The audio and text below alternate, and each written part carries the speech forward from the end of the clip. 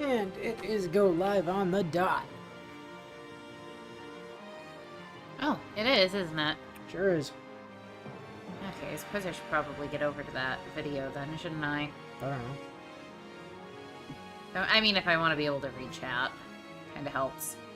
Nonsense. Who wants to read chat? Clearly not you. Oh, bio sent pictures. It must actually be 7.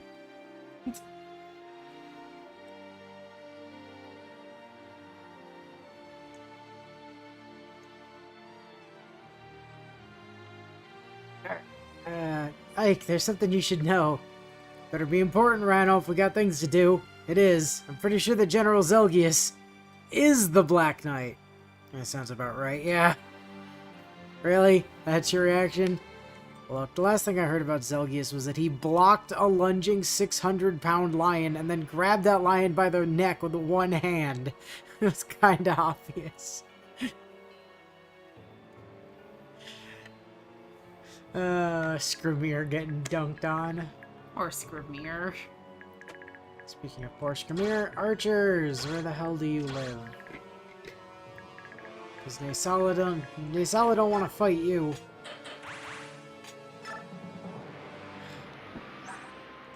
Oh, Saniki. Saniki, there is nothing over here for you to kill. Nope, but Ileana can use a staff to heal Edward. Saniki can't. That is true. And we'd forgotten Saniki can use light magic. Yeah. That one completely went past my memory. Kind of hard to feel bad for him when all he ever does is make things worse for everyone else.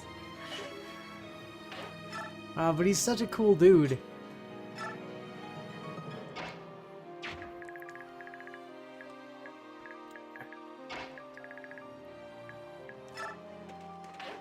Skrimir, I'm gonna need you to go shred that archer.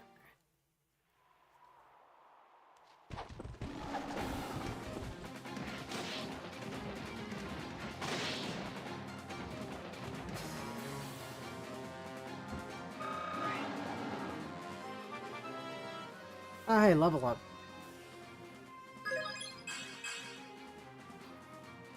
Good job. Good job, Skrimir.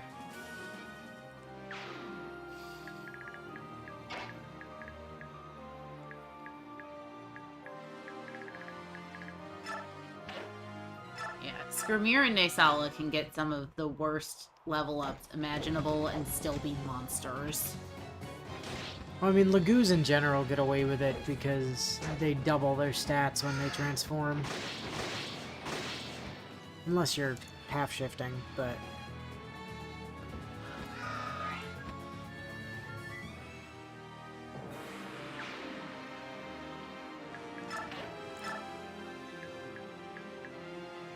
Damn.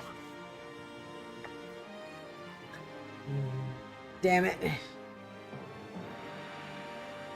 Not that I care, but that's where one of the 2 Master Crowns is. I was about to say, is that where the chance drops we don't care about are? Yeah, one of them.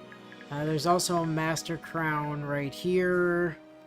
And then there's some coins up here somewhere, but they're kind of harder to track. I think one of them is like literally here. The other is gonna be here. Anyway, now, question is, I somehow have to, why did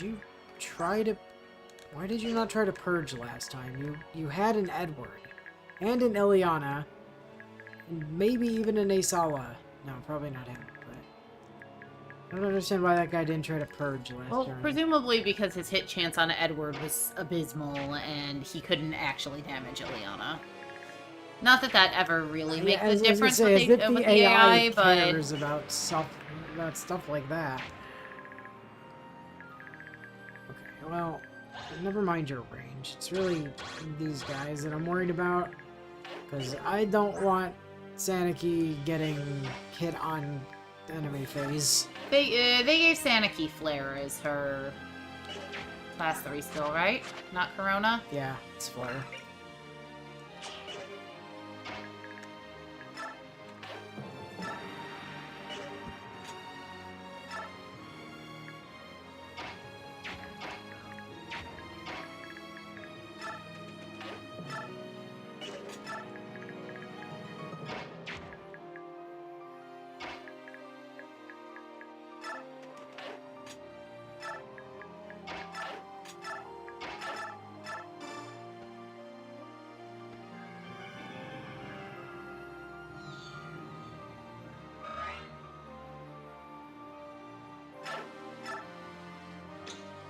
I am totes helping.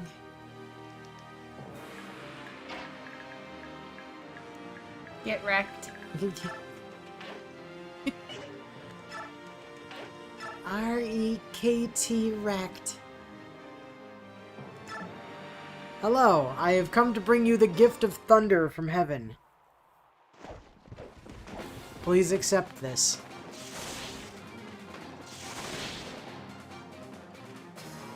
Did she hit her double S? Is she capping all of her elemental magic? She's capping everything that's not stabs. That's what I thought. Like, literally everything that's not stabs. Yep.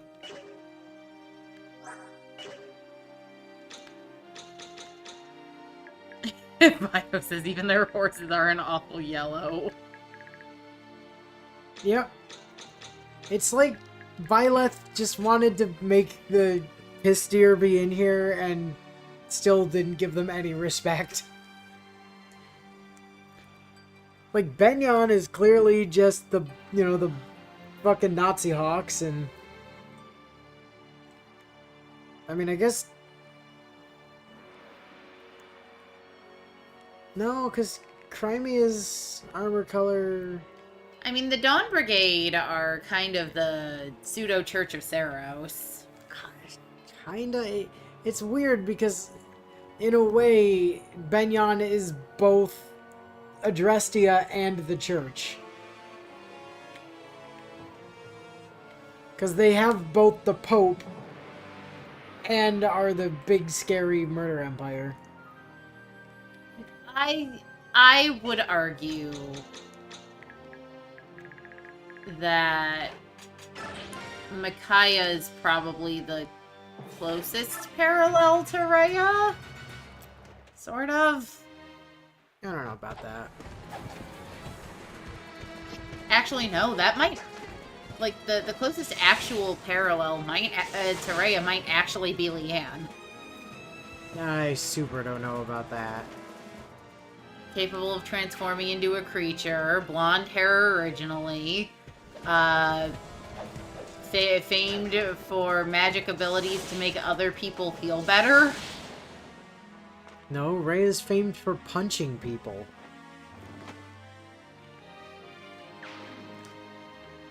Although if we're going by original hair color, I suppose technically Leanne might be the better comparison for Cephaline.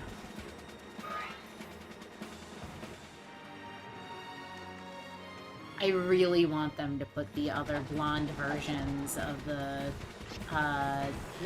saints of the Church of Saros in Effie Heroes. I would roll the shit out of Blonde Flame. Yeah. I would roll the ever-loving crap out of trying to get Saint Cephaline. Blaine had the magic that made people feel better. Rhea specialized in killing shit in the most overkill ways possible. That's Rhea, alright. 7% crit. Ain't no kill like motherfucking overkill.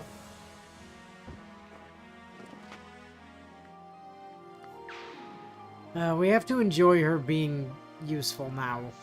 Because when we get into the tower, except for one map, her usability is gonna fall off. I was about to say, there's one map in the tower where she's very, very useful. Yeah, but even then, she can't double anything.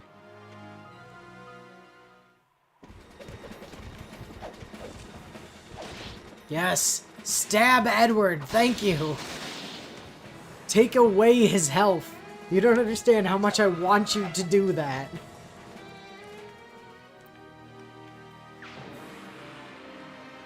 Also, I would kind of low-key love to have Saint Keyhole as a labeled unit.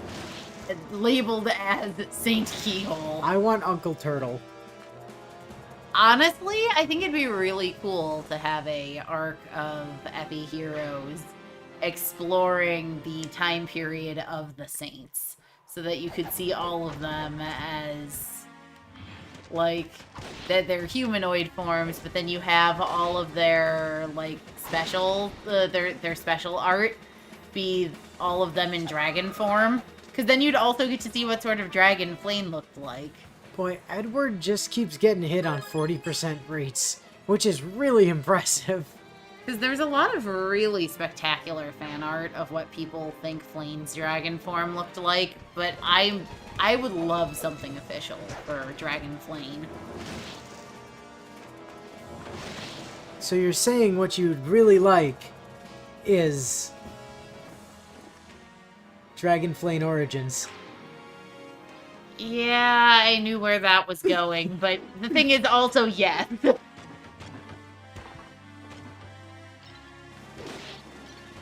Owie. It's okay, she'll get it back eventually. Did her Thunder Tome break? Yes.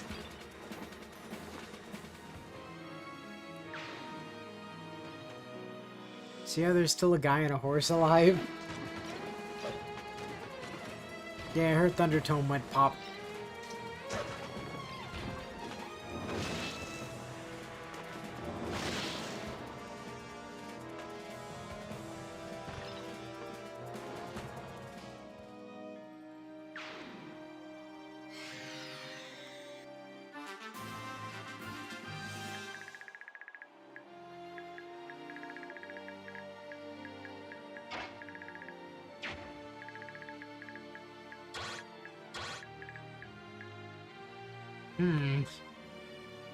Skramir's gonna unshift in the next turn. Can you just take an Olivine Grass now and keep the gauge full? That is a really good question. I don't know. Oh, nope. He doesn't have any Olivine Grass. He just has Lagoon He does Stone. just have Lagoon Stone. I think he might have been able to take an Olivine Grass if he had one. So, what we do here is we have him kill the guy with the Killer Lance now while he's big and scary. Yep. Then these guys probably don't kill him on enemy phase. Probably. Maybe.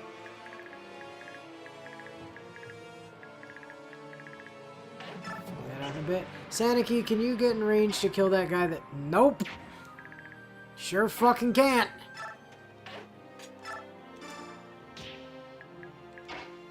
There we go. Thanks, Micaiah.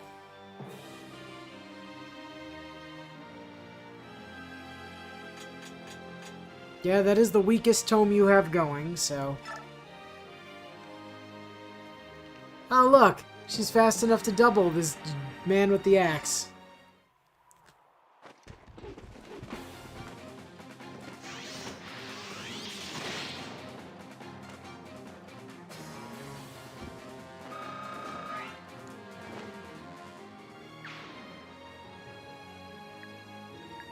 Man, what I wouldn't give for Ninja Saniki right about now.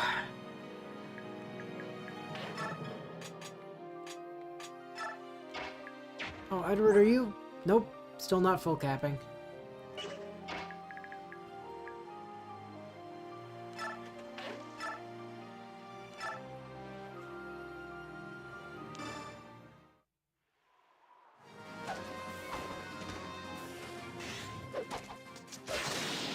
See ya.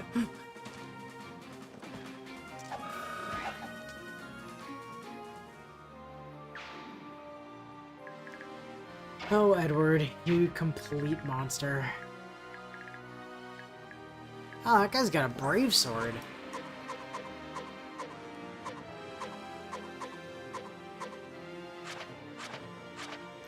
Oh. Excuse me! Excuse me. Do you see what I see? Yeah. Why does he not have Saul? No, that's not the question. That is not the question. At all. That man is not a gold knight or a silver knight. That man is a blade paladin. 52 HP as a blade paladin. Why is he a blade paladin? This is part 4. He's a boss. Why is he a tier 2 unit? I'm more concerned with the fact that he somehow has 52 HP as a blade paladin. I'm fairly certain that in tier 3 their HP cap is 50. This is a confusing man. I don't like you, Yuma. You confuse me. I mean, it is a... uh-oh. Danger! Danger, danger! What danger? We can't escape this group of dudes with Skrimir. This is gonna be a problem. And Sala can't get close enough to take out one of the archers.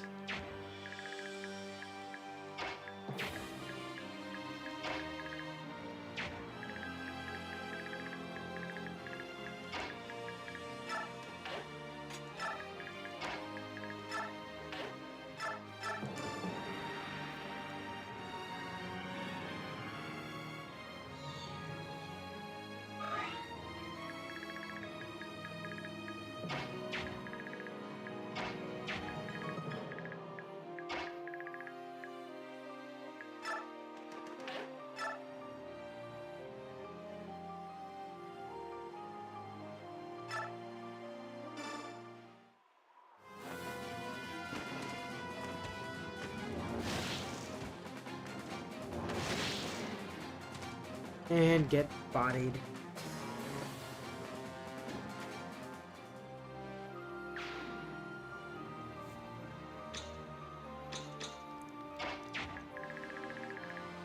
Alright.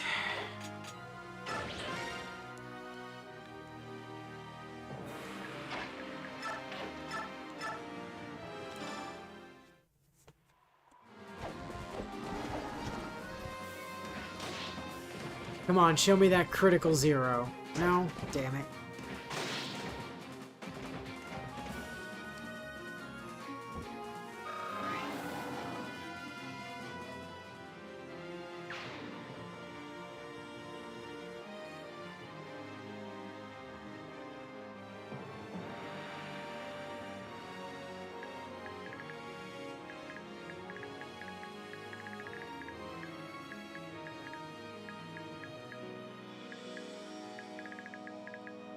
Why must your movement ranges all overlap with the goddamn archers?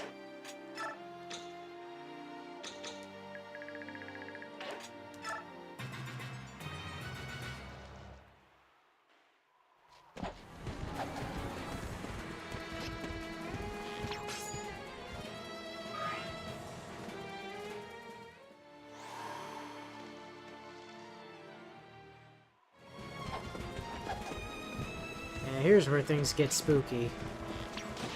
Ow. Ow.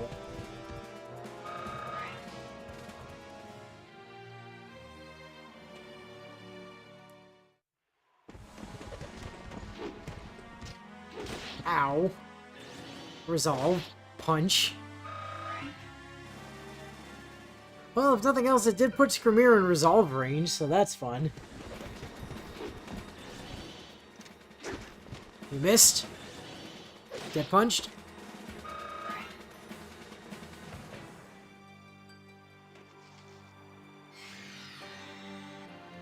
Yeah, I neglected to pay attention to the fact that Skrimir had resolve. Probably should have remembered that.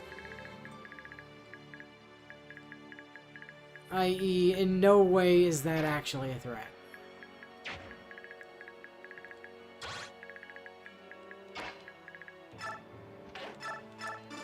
Excuse me, Mr. Archer.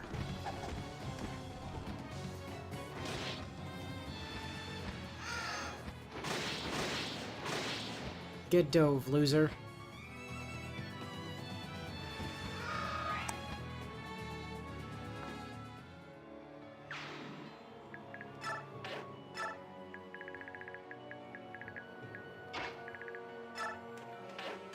Alright, Mickey, south, back down to this corner. If we make it to turn 7, there is a, there's a sword master that spawns down here.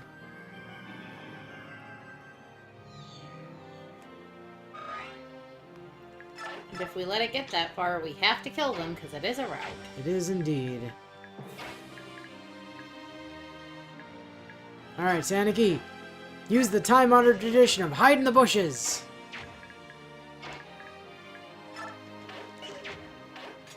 So we're just gonna save in case you level. I don't think you will, but...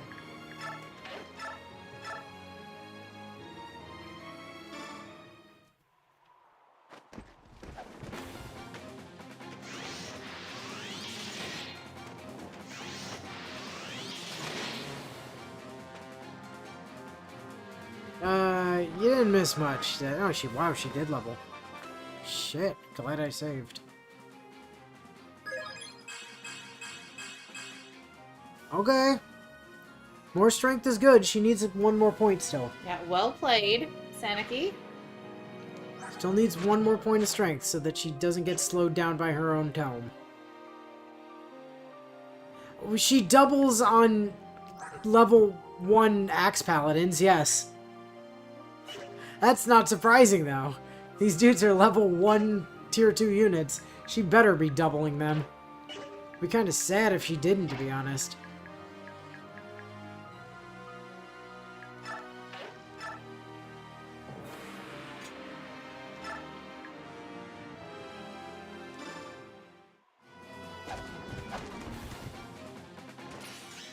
Oh, Astra. Rip.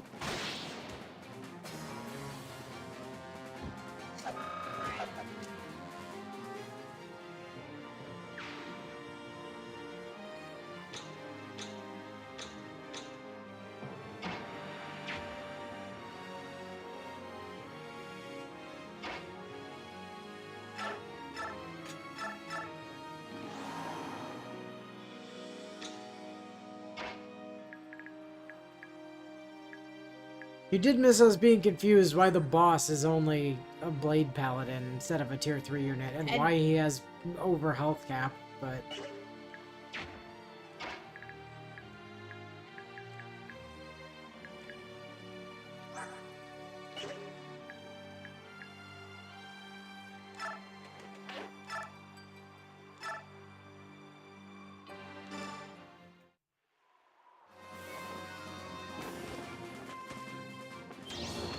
Oh, well, good night. Also, remember that whole me being injured thing? Yeah, not so much. Color me surprised that Flare actually triggered in a scenario where it was of benefit for Flare to trigger, though. Because usually, Flare wouldn't bother to trigger on... Fighting a mage on or a a cleric. mage, which is the only time Flare is actually good. I mean, the HP recovery is always good.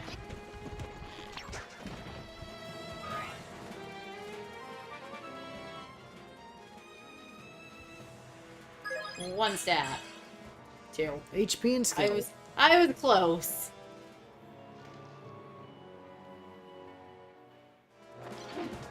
Oh no, this dude is gonna attack us. Oh no, this dude is gonna probably not die to a flare. No, he died. Huh.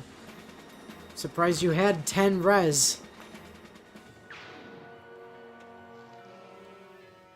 I saw this coming. Haha, you suck.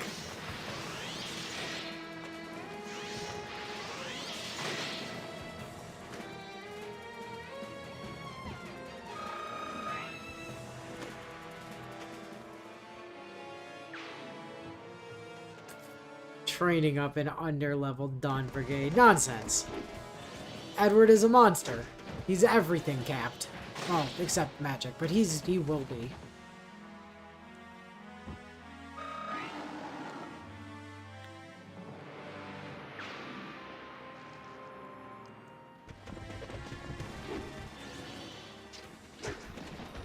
Gonna be really honest, I got very confused for a second and forgot Skrimir was Skrimir, and then could not figure out why that guy with the bow was still alive when he attacked a shifted Canegus. Yeah. Because shifted Canegus has, you know, full range counters. Why did Saniki recover HP? Because she does that. She has renewal. Ah, okay.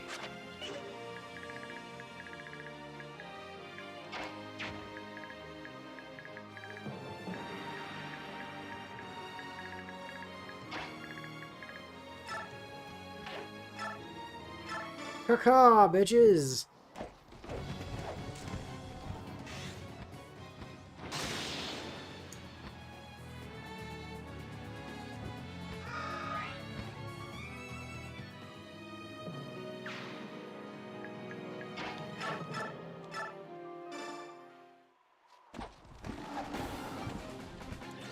And smack! And smack.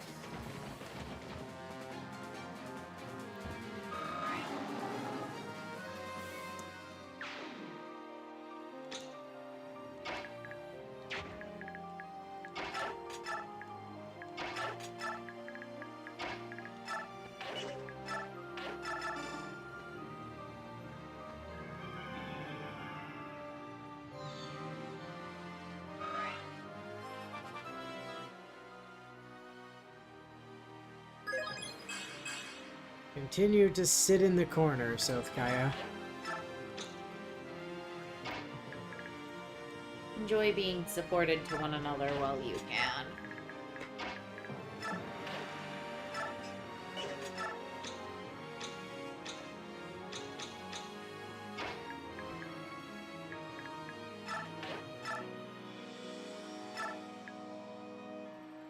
Hello, Mr. Bossman, Mr. Yoma with your brave sword and your being a tier 2 unit. I've brought you a present. Die! Die! I love how Ileana doesn't even bother that with a response. Die! Die! No you? Ah, damn it. Should have used a stronger tone. I mean, to be fair, it was just regular fire. Should have used a stronger tone. It's okay, he'll come after her and... Yeah, she'll die I didn't anyway. bother to calc it. I just assumed she'd kill.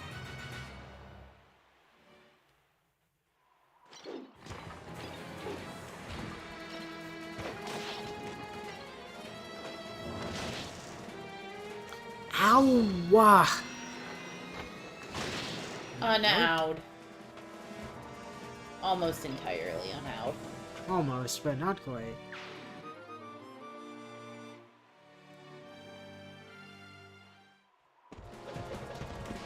She would have killed if she flared. Yeah, that's also true.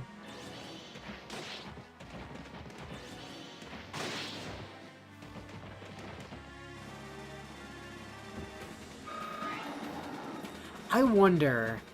I don't know that I've ever seen it happen. But I wonder if... Because Resolve clearly triggers every time there's an attack on either side, right? I wonder if... With somebody like Edward... If you had Wrath Resolve, both, like if you're in range for both, and then you get an Astra, does it Wrath Resolve proc on every hit of Astra? Like, is it like, Wrath Resolve Astra, Wrath Resolve, Wrath Resolve, Wrath Resolve, Wrath Resolve, Wrath Resolve? I mean, it might. But I also don't know that it would matter, because I don't think you can critical hit on any of the strikes of an Astra.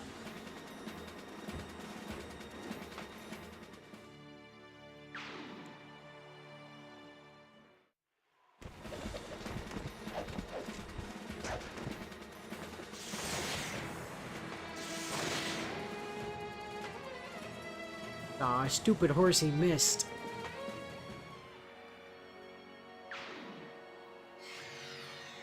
Hey, more men to delete.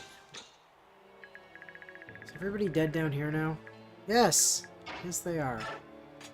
Oh, you can unshift for now.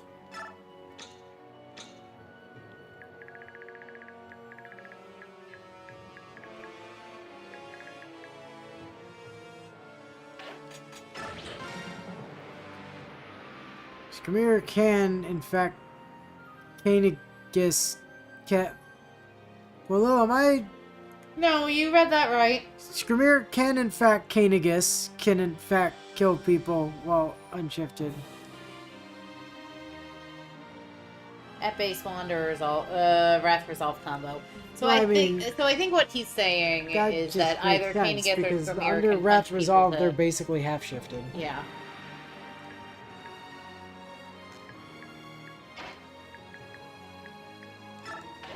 Although also, why we would- saw this time, Skrimir wasn't actually fast enough to double, so he wasn't getting kills.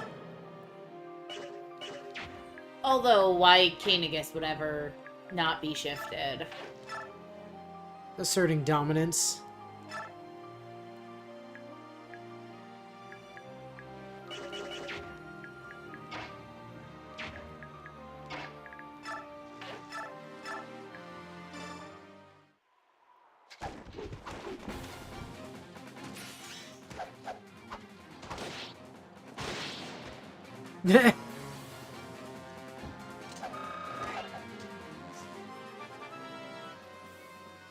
Kanegus is who I meant, thought I deleted the Skrimir portion.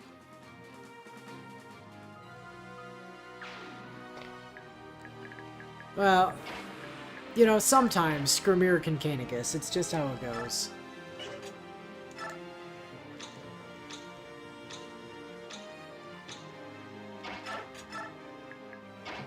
Alright. Now, all you stupid enemies, please be very helpful and impale yourselves on my team during enemy phase so I don't have to deal with another round of reinforcements. Also, Nasala, just for funsies. That's not a Master Crown! I mean, I'll take it. The book lied to me. It said that was a Master Crown. What is this bullshit? Apart from, like, incredibly necessary.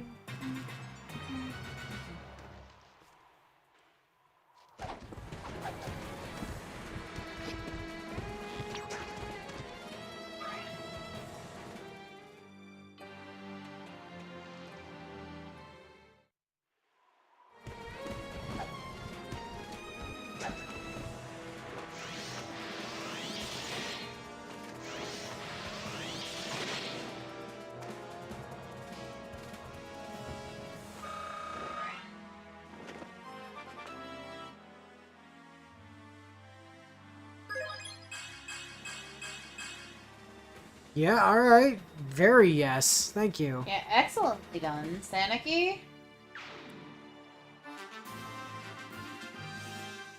Ah, Mr. Turn 7 Swordman did not spawn. Also, this guy just didn't attack. Huh. I forgot he was still there, to be honest. Maybe he doesn't move?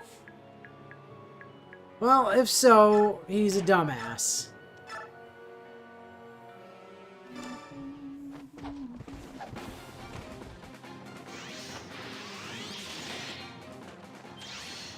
Oh, hey, look, a flare proc.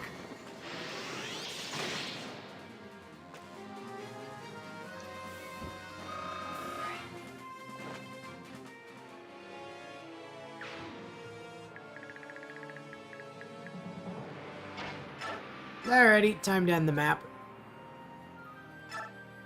Attention, sir!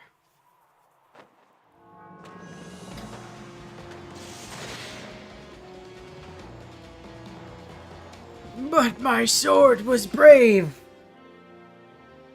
But you were not, sir. How could this have happened? How could betrayers of the goddess's word defeat her appointed champions? My name is Yum!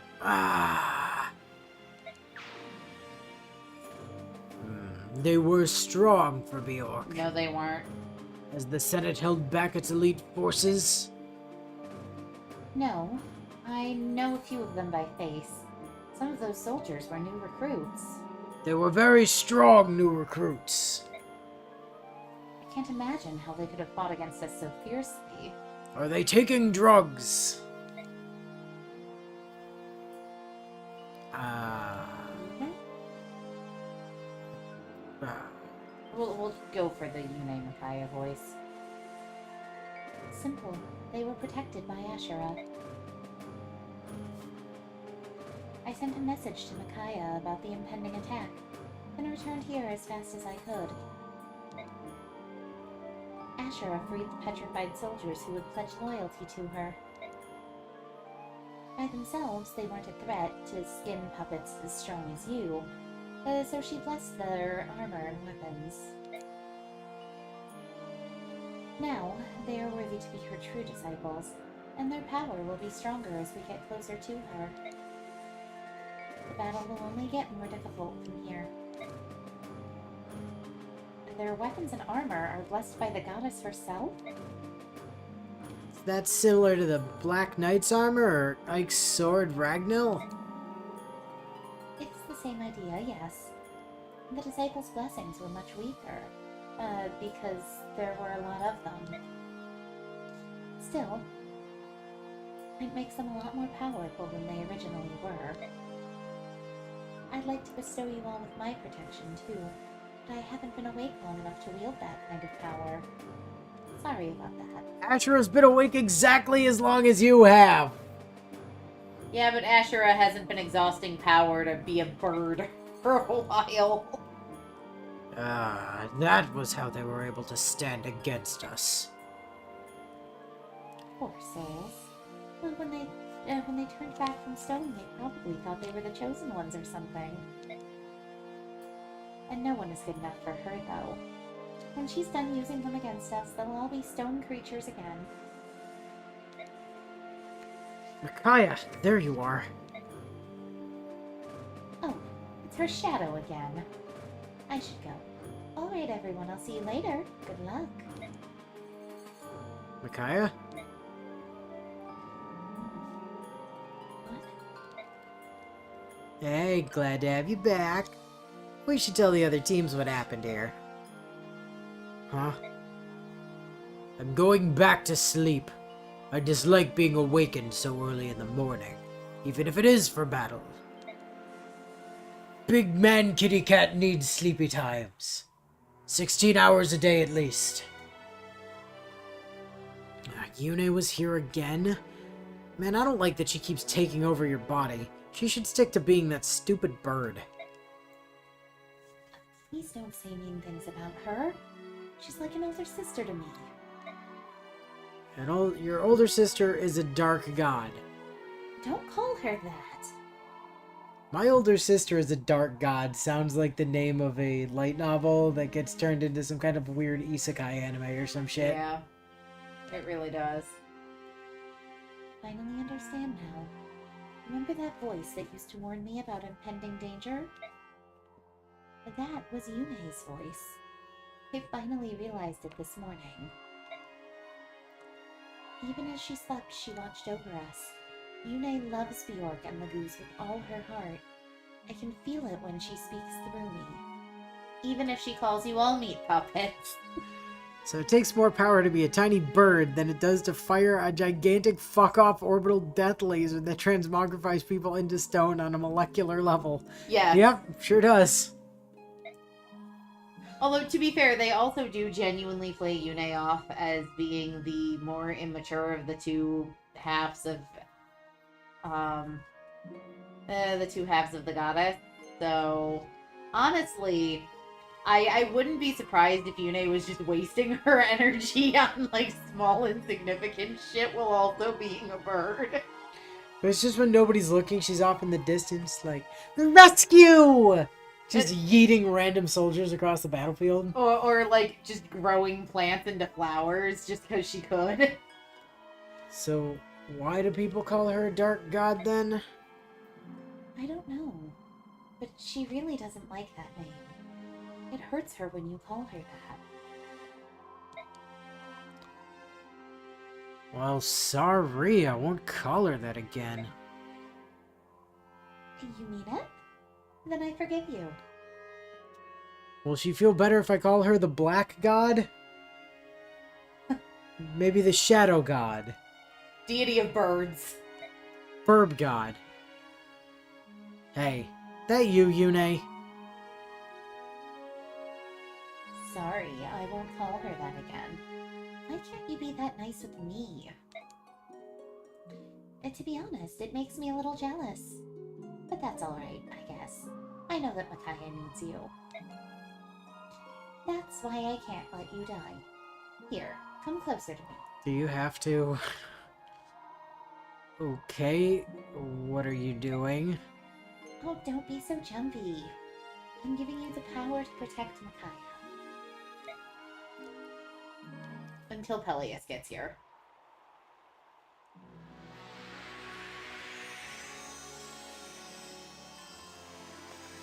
At least the class change comes with a snazzy new outfit. That is true. His new outfit is very snazzy.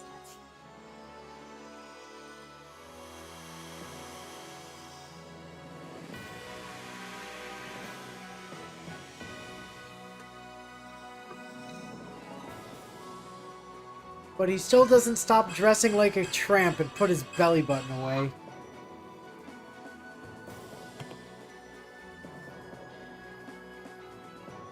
So she doesn't have the power to bless weapons, but she has the power to for clothes beam. Yes. I mean, she just used clothes beam on Ike before this chapter as Besides, well. to be fair, you can get a clothes beam by putting on a hat. So honestly, Wow, amazing. I feel incredible, like I could arm wrestle Scremier. Not Ike, though. He'd still destroy me. After all, he is the perfect specimen of man. Good. Always stay by Micaiah's side. Yune?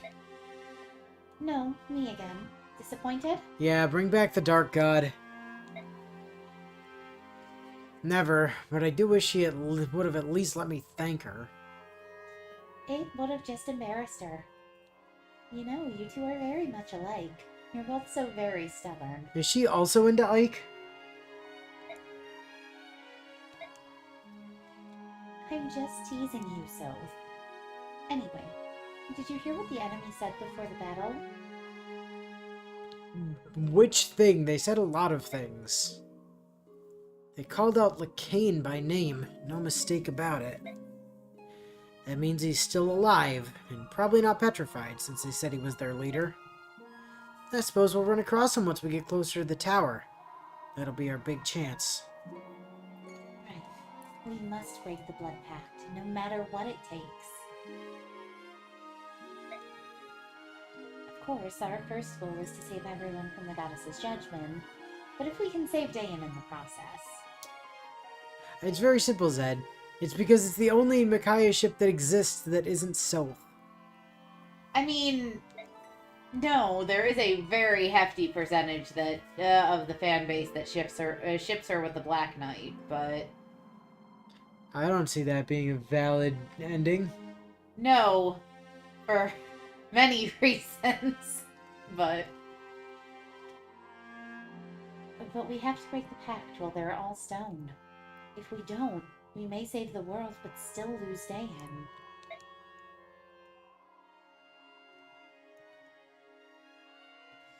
We seem to have missed our chance to speak with her. What a remarkable girl. Lady Micaiah can hear the voice of the goddess Yune, and learn of impending danger. She's much like you, Empress Sanaki. Let us head back. Are you sure? You said it was imperative you speak with Lady Micaiah. It's not important. Forget it. Empress.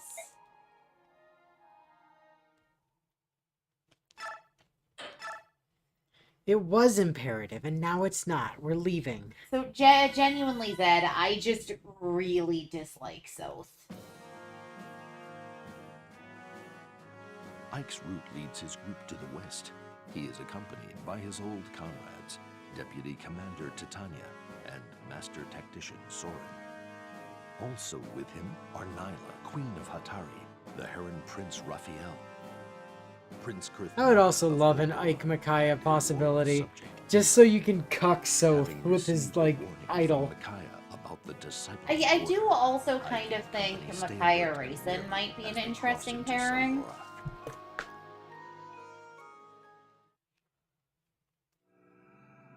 Or Micaiah Edward.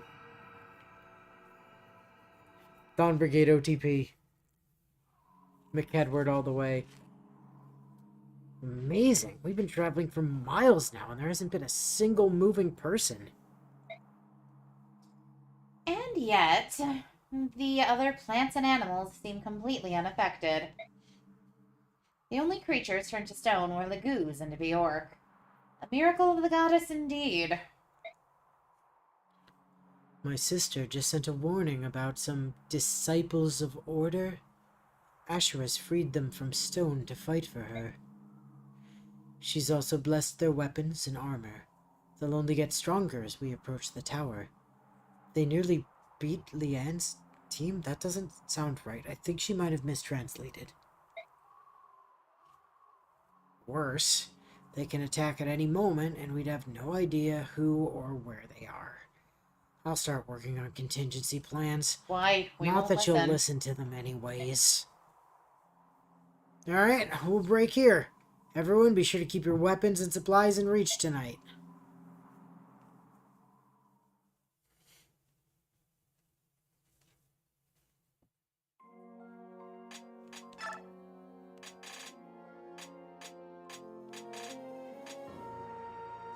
Actually, I think Micaiah would ship really nicely with Raphael if he weren't already with Nyla. Because they are shown to have a very, very close relationship over the course of the game. I think the two of them together would have been nice.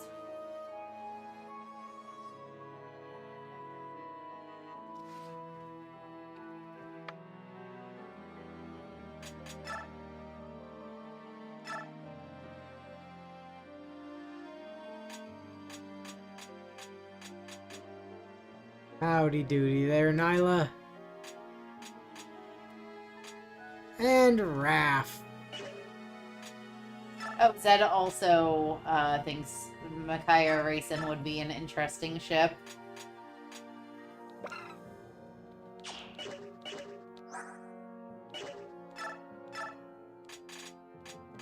Yeah, like I said, Zed, that's why I don't actually ship her and Raphael, but if he weren't canonically with Nyla, I'd be... Wait. He can put imbue on. Sure can. How come none of the other parents can? I wonder if it has... No, that doesn't make sense either. I don't have a clue. I don't know. It's a mystery.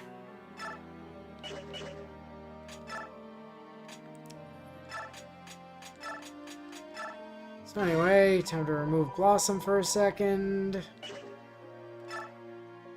Assign.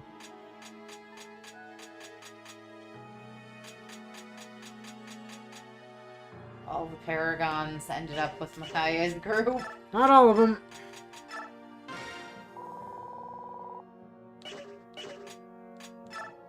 Shouldn't you have gotten him up to 99 first? It would have saved you. Well, no, because I'm going to put it back on him. So it's best to save him for last.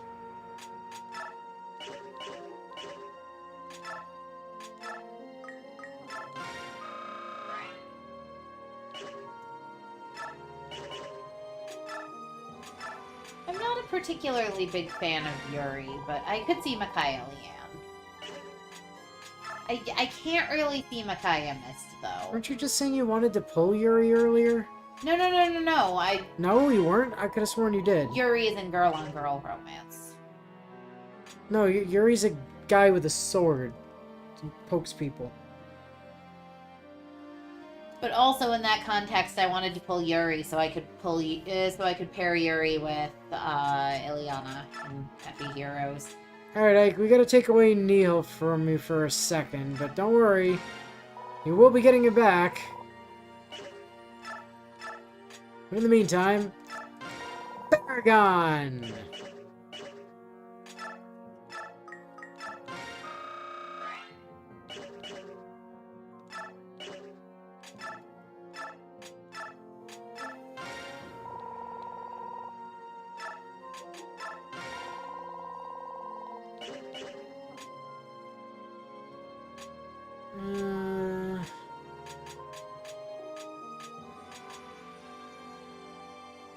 Har's done, so we don't have to worry about him.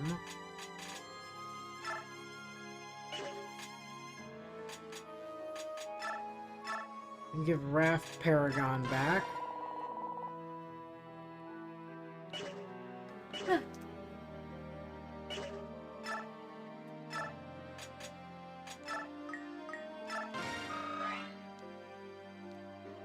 I cannot, for the life of me, get the soundtracks from a Harry Potter musical and a Harry Potter sequel out of my head. I should not have rewatched them the other day because they're just playing on an infinite loop in my brain now.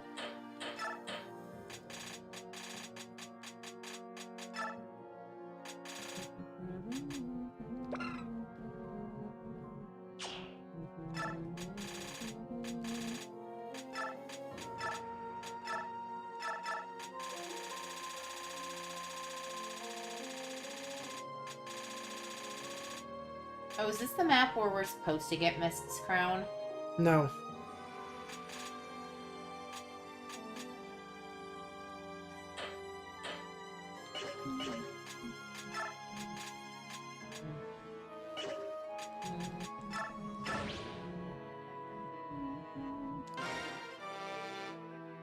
Why are we giving him the Satori sign? He can't use it. Yeah, I didn't think he could, but couldn't remember for super duper sure. I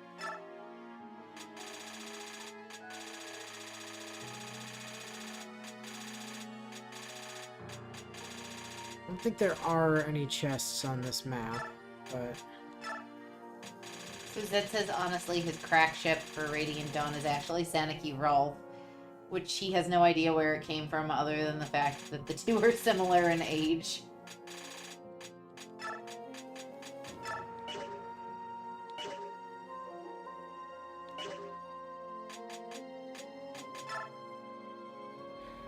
alright, so we fixed the movement problem on Raph by giving him some boots.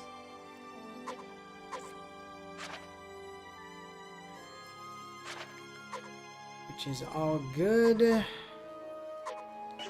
He is gonna make level ups fucking hell for a bit, but, you know, as you do. Like, buddy, I don't think you need to carry around all that stuff. Here, have some keys just in case.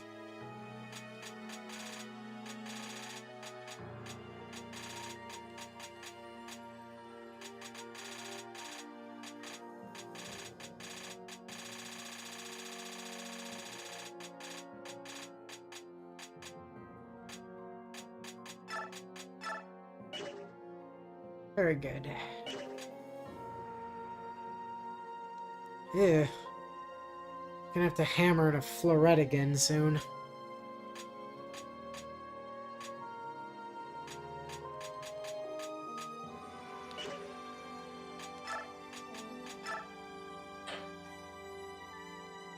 Oh boy!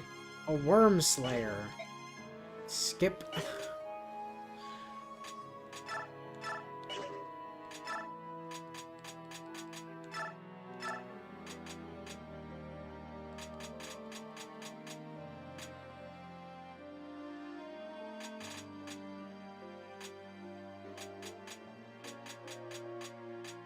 No? Okay. Fair enough. Info! Appearances! Oomph. What's wrong, Prince Raphael? You feeling sick? No, I am alright. Thank you, though. You're a real puzzle, you know that? Why do you say that? Well, you look a lot like your brother Rayson, but you're nothing like him. Rayson looks delicate, but on the inside he's all iron. You, on the other hand... I don't know. I worry that I might kill you if I shout too loud or something. I'm sorry. See, yeah, that's exactly what I mean. You should get mad at me for saying that, not say I'm sorry. I mean, come on. I apologize. There you go again. What I mean is, stop apologizing. Courage is the magic that turns dreams into reality, Raphael. No, see, the way you read that, I'm sorry, and the I apologizes, we're flashing me back to Wendy's. Yeah. I apologize. That's enough, Ike. Raphael is everything that herons are expected to be. Quiet, elegant, and delicate. Those are words used to describe the herons, and he fits all three. Yeah, well, none of those words fit Rayson. True. Maybe Princess Leanne is only so innocent and sweet because she was asleep for 20 years. Prince Rayson certainly doesn't seem to have any of the characteristics herons are known for. Well, King Debarden did mention that real herons are more like Prince Raphael. Prince Rayson spent a long time in the care of the Hawk tribe. He no doubt picked up all sorts of quirks. Thank goodness Rayson hasn't picked up any of Tabarn's speech or mannerisms, though. It would be completely ridiculous. Can you imagine a man with Rayson's looks talking and acting like Tabarn? I don't think I could help but laugh at him. Well, he told me he wanted to be just like King Tabarn.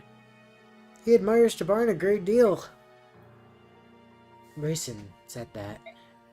Yeah, what about you? Well, sure. It'd be nice to be a bit more like Tabarn, I suppose. Well, looks like you guys really are brothers after all. Ike, be quiet. You're a bad influence. I won't allow Raphael to be tainted like that.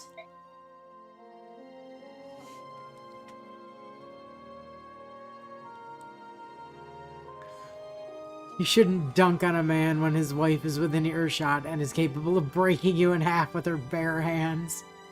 Accurate. Nyla is a monster. 34. She can do 1 damage to Ike. 1.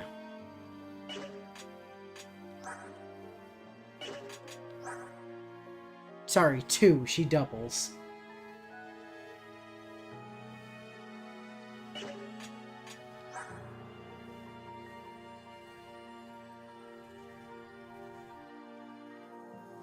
To be fair, you're also not factoring in the damage from her claws. That's probably true. Even then, I'm pretty sure she just loses to Ether. Immediately.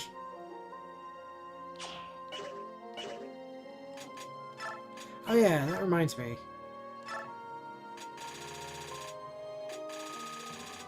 No, can't boost that sport yet. Sag. Visions! Ike, What is it, Mist? take a look at this. How odd. Looks like a master crown. Oh, I guess this was the map where she got her thing. I had the strangest vision just now. There were these places on the ground which were shining. One was close, so I went to take a look, and here it was. Oh, stop it. You sound like Yune when you talk like that.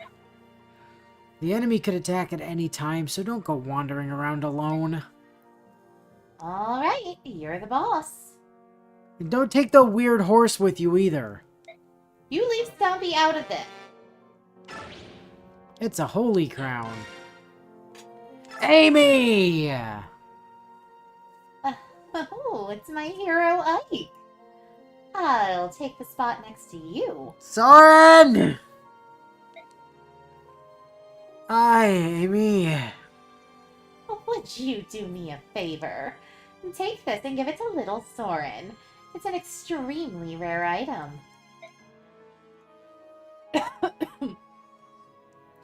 We don't know what we'll run into out here. He'll be ready for anything with a powerful tome like this. What, you can't give it to him yourself? Oh, no way. I'm trying to get your attention. So I'd much rather give it to you. That is very direct of you. Oh, well, because you can be so thick sometimes. I swear you wouldn't know how I felt if I didn't tell you outright. Even if I did, I wouldn't do anything about it. That's fine, I understand. You still have things you want to do, places you want to explore. That's why you don't want to be tied down by a relationship. I know how you are. But someday you'll be ready to settle down. When you are, maybe you'll think of me. That's why I'm starting to work on you now. And don't worry about it. For now. But it does worry me. See? You're already under my spell. Well, good night. Sleep well, my hero. My god, that woman has issues with reality. This is Rexcalibur. It will won't not be used. Yep. It is very cool, but it's benched. Because the only one of two people that can use it, Oh, does... Bastion. Oh, he wasn't even who I was thinking of. I keep forgetting Bastion exists. Because he's another 11th hour recruit. Yeah.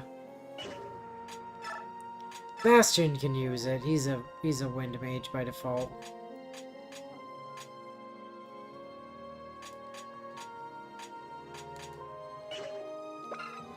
I'm kind of surprised super late game tower recruit mage it doesn't just have double S's in everything. Nope. Buy Annie's wind sword. Yeah, it just lives in the convoy forever.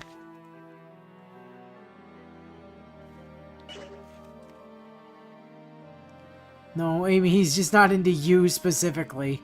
Valencia was flirting with him like you do. He'd be the king of Dayan by now.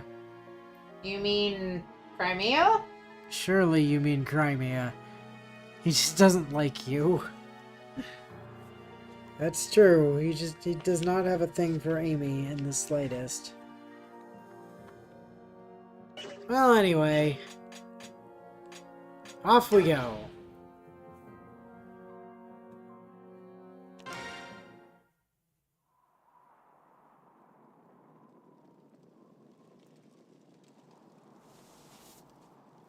Ina, how's Prince Kurth feeling? Not good. He keeps staring into space, and he won't say anything. He hasn't touched a bite of his food. I'm sorry to hear that. I wanted to ask him some questions, but it can wait. Ike, we're under attack. They've already surrounded us. What? That's impossible. How could they get this close without us seeing them? I don't know. There was no sign or scent of their approach. I wonder if they simply materialized. Ina, stay here.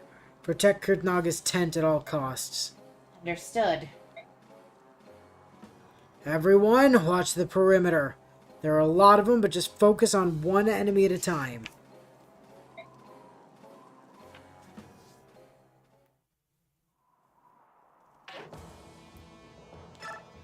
It's a fog of war.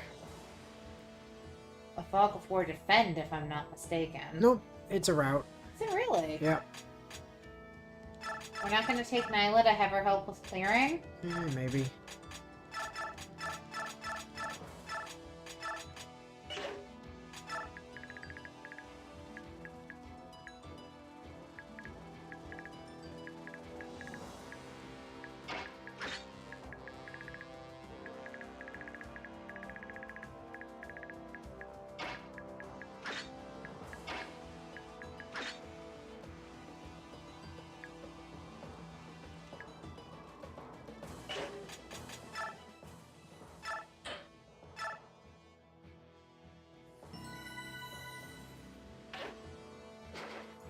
Alright.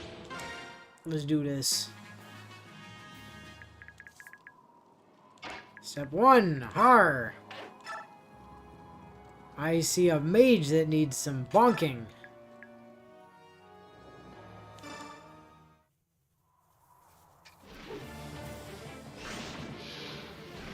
Stancil? Stancil.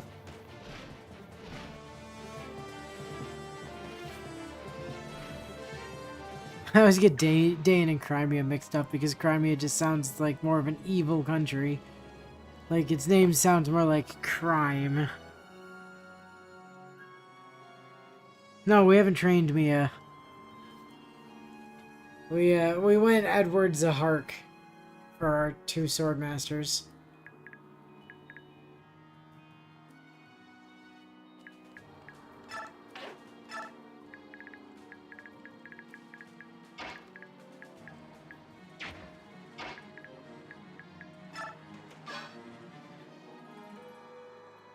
Alright. Goddamn fog of war.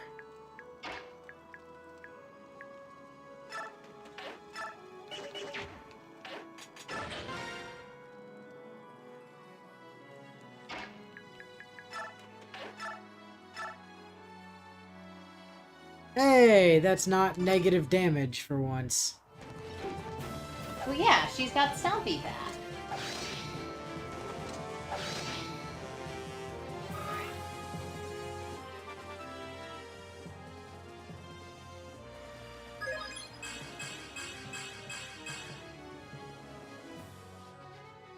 Gotta love it.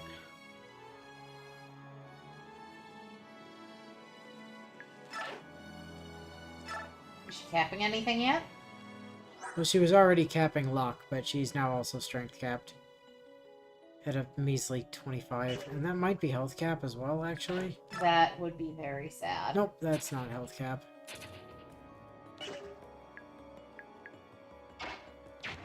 Then again, 45 is the health cap for the mages.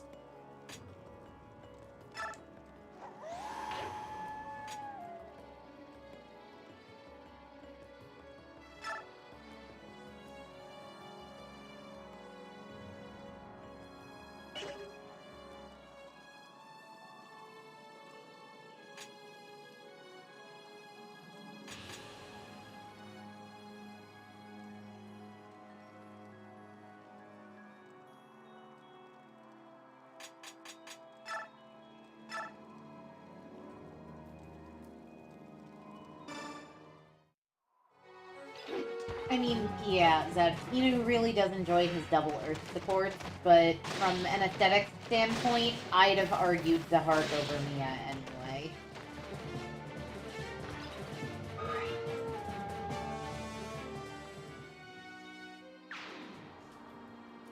I mean, the only reason I'm doing the double Earth is because Willow wanted Hark. I would preferred Edward Mia, too.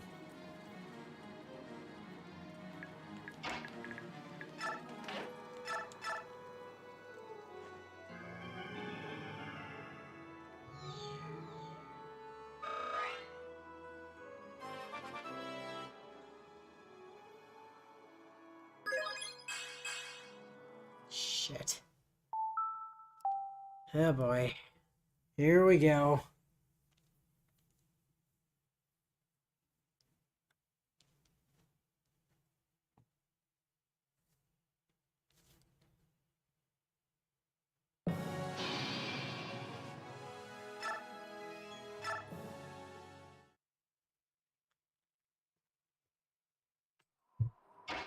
Look, I need some eye candy in this game other than Ike.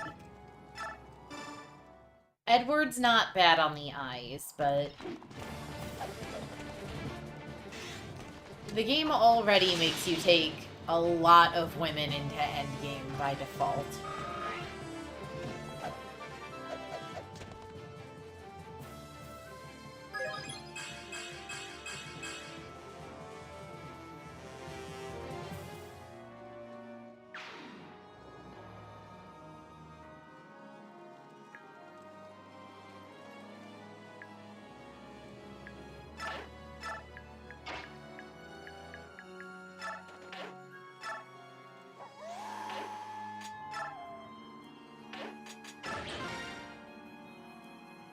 Yeah. Horror? Question mark.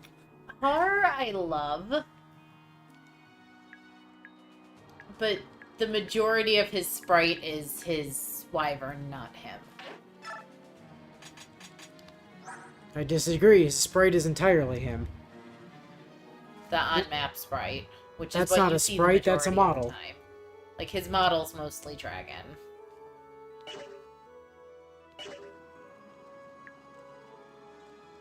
You calling bed ugly?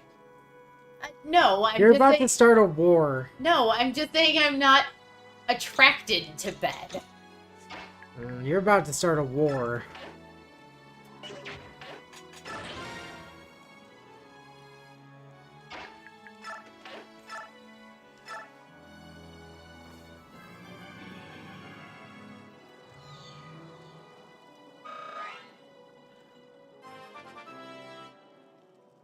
Bed is a very intimidating looking mattress. However...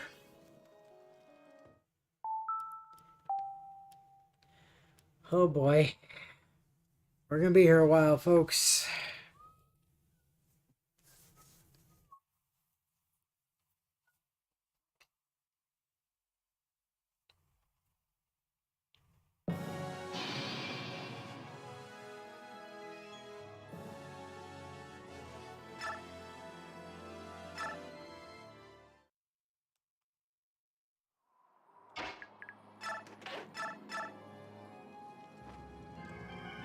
Kurth, yeah, okay. Fair point on Kurth. Also Peleus. Peleus is dreamy, yes. Also, why you gotta hate on my boy Edward?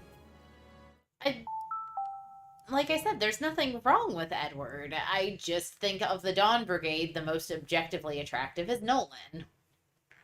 I don't know, Nolan kinda looks like a dad.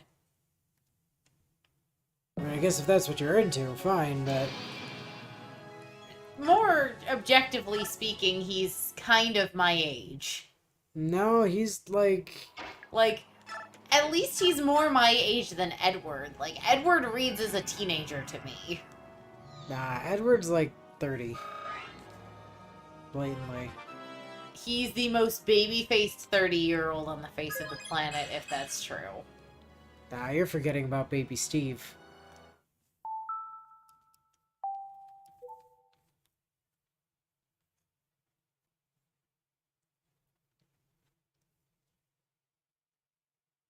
Also Kanegus, yeah. Hainagus! Now that is an attractive noun. Cat. Person. And Tabarn and Nathalla are both chef's kiss levels excellent, too.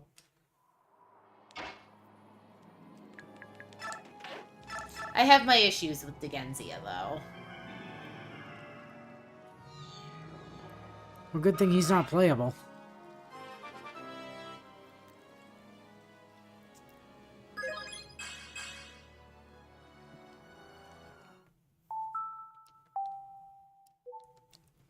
So rather than trying to start a guess for how many times we're going to have to reset before we get to keep a level for racing Raphael, how many times are we going to have to unplug the Wii U? Oh, how many times do I think it's gonna get mad at us? Yeah. Twice over the course of stream. That's my guess. No, over the course of this level up. Oh, over the course of this level up, once. By saying probably twice.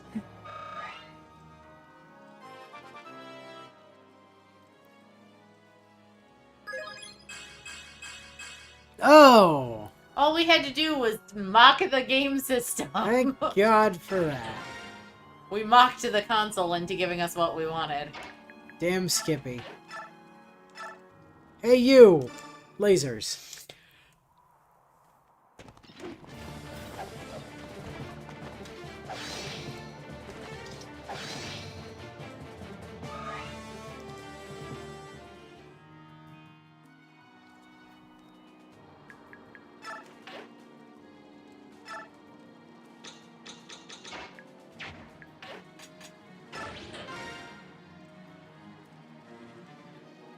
Ike was right after all. Mockery is the best way to make someone improve.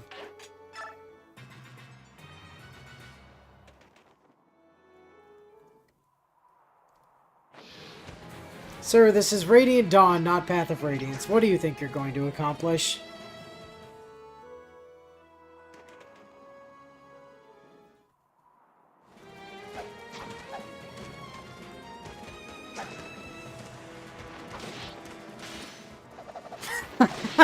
Goodbye.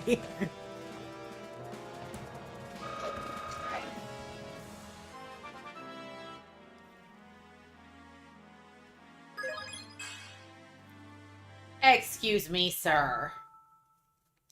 Alright, how many times are we gonna reset? How many times are we gonna have to unplug the console? Just for Ike to get his stupid level he was supposed to get on player phase.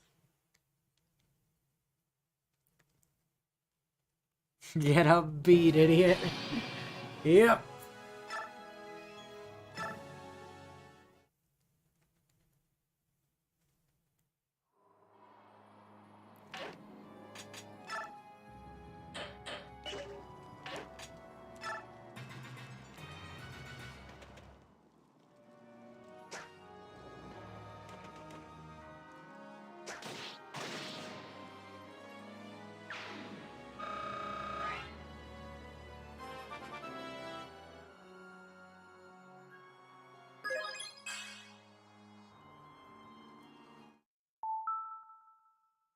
Oh boy. Fun fact about Ike, according to his official Good Smile quarter scale figure, he's 10 feet tall.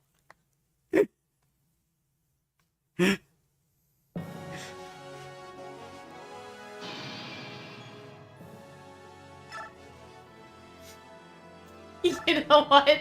I actually kind of appreciate that in canon. Because it means he, as buff as he looks, he's actually this gangly, awkward, proportioned individual.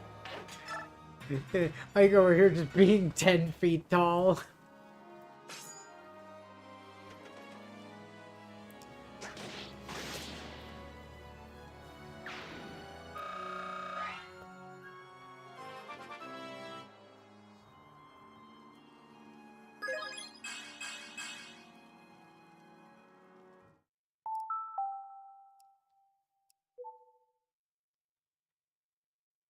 So, you know what I found out recently, Willow? Really kind of an interesting thing. You know the sensor bar on the Wii Mm-hmm. and the Wii U? Right. You know it's completely unnecessary? Is it really? Yeah. Yeah. The funny thing about the way that the Wii works, you don't need a sensor bar plugged in. You don't need anything that is a sensor bar at all. You can use a Wii remote without them if you just set a couple of tea light candles apart from each other in front of a TV. What? Yeah. It's pretty nonsense. So all the sensor bar is doing is constantly outputting UV, like UV, ultraviolet, right? Uh-huh. And the Wii remote is doing the tracking of the ultraviolet. So as long as you have something that is putting out two sources of ultraviolet, the Wii can track it anyway.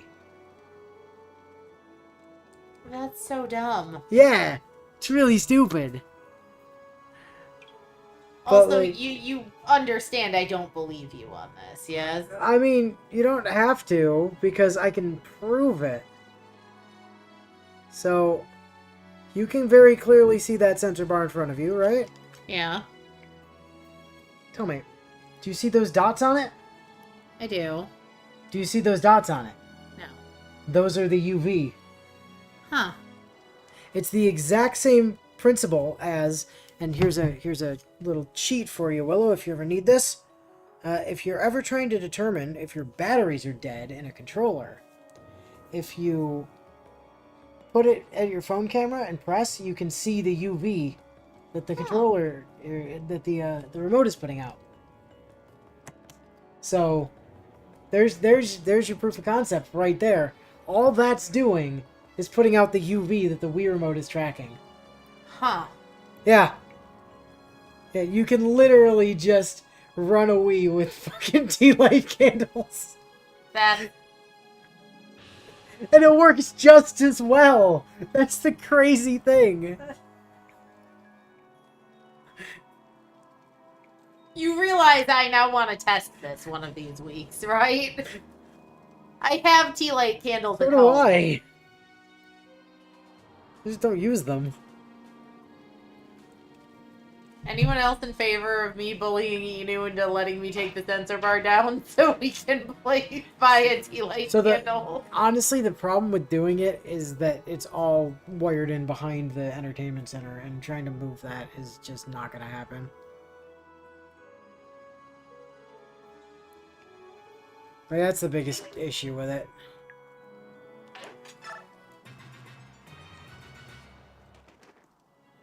But you can, I mean, you can find videos of it online.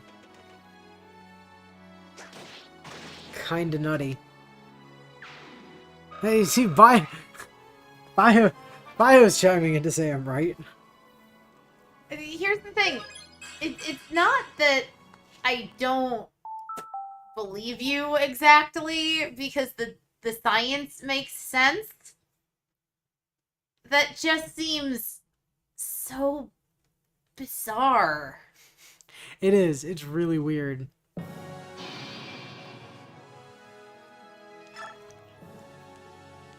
Basically, what the Wii remote is doing there is operating as the inverse of a normal remote.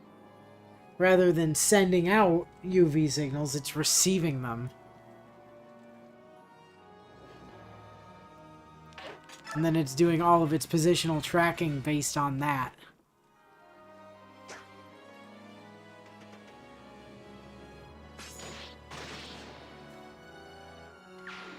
Camilla is 5 foot exactly. Really? She seems like she would be taller than that. God damn it, Ike. And Camilla and Edelgard are the exact same height. I'm taller than Edelgard. That According to Good Smile. doesn't feel right. According to Good Smile. Again. I mean, we do have to keep in mind this is Good Smile we're talking about here.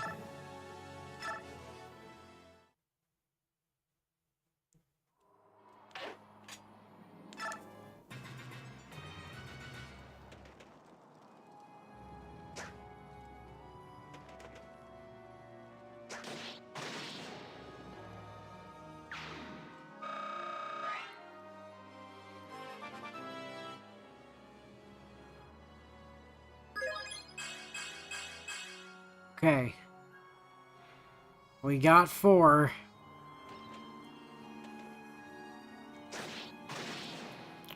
Why? Why did you feel the need? Oh god. Oof. Oof, indeed.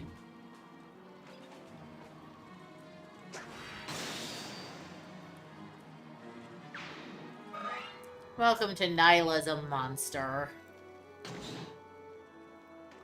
Hey! Oi! Stop being rude to the sandbags.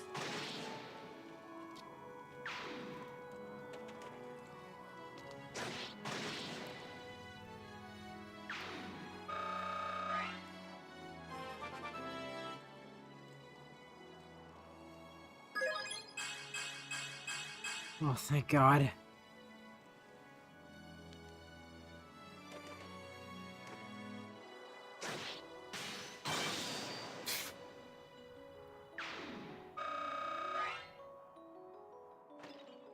Uh-oh.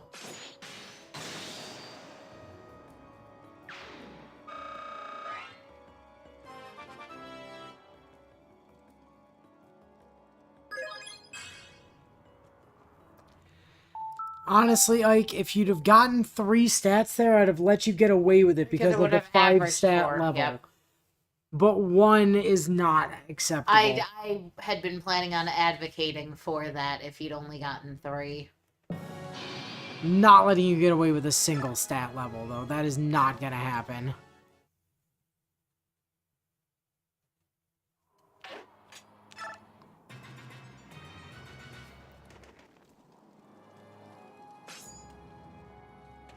Like, 1 does not equal 3. 1, 2, 5!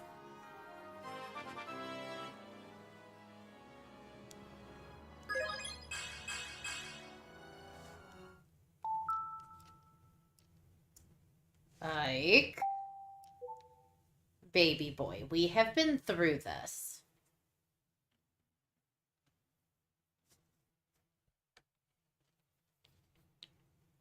Must have been a data book or something.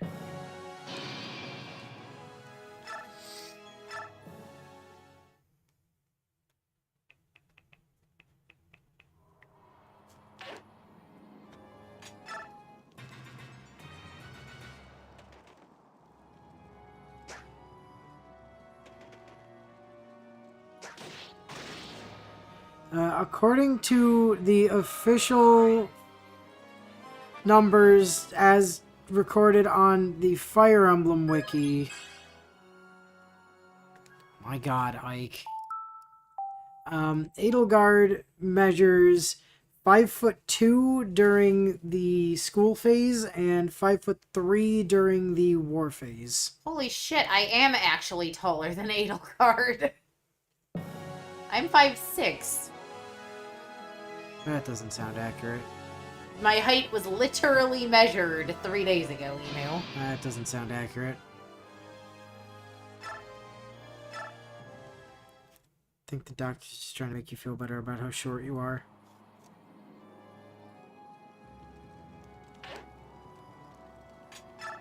That said, there is no biological information pertaining to the height of Camilla, so... But we do have height for Edelgard.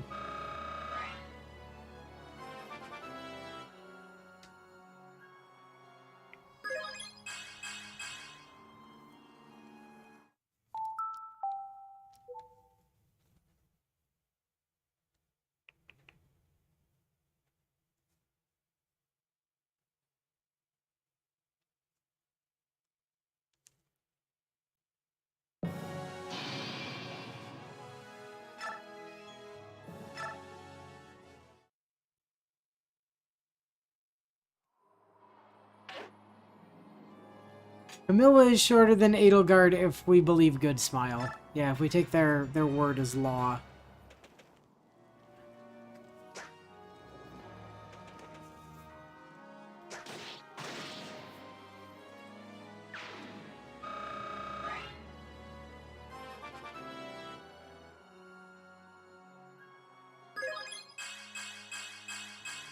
Okay. Good.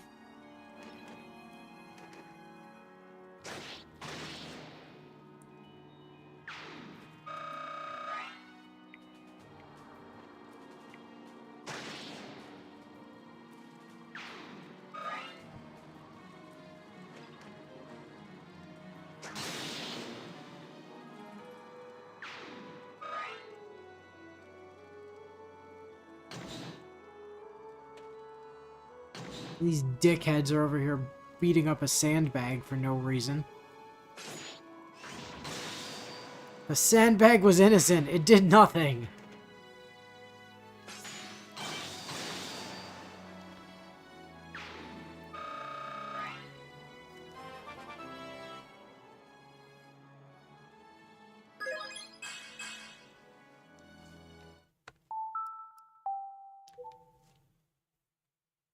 And reset.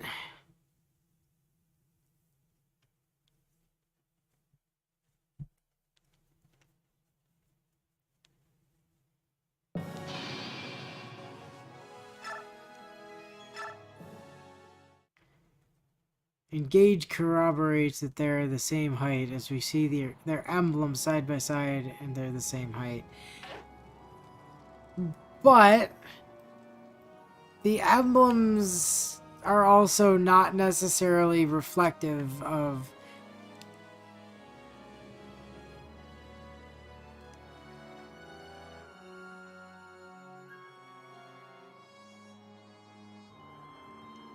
I mean, if they're the if their emblems are the same height and engaged, then Camilla is shorter than Edelgard by about an inch, because it's school phase Edelgard that's in engage.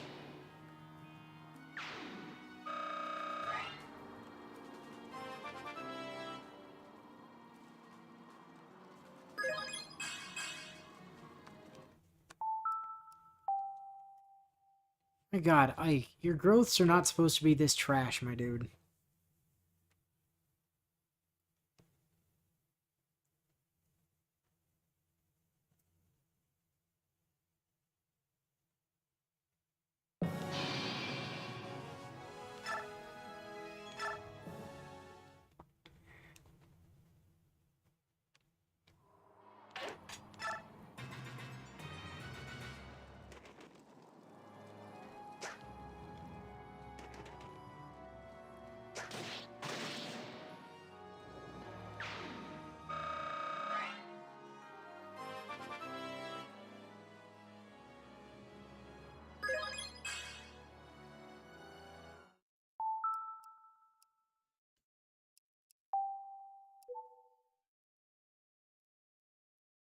Amy's unwarranted advances put Ike in a bad headspace for doing basic math.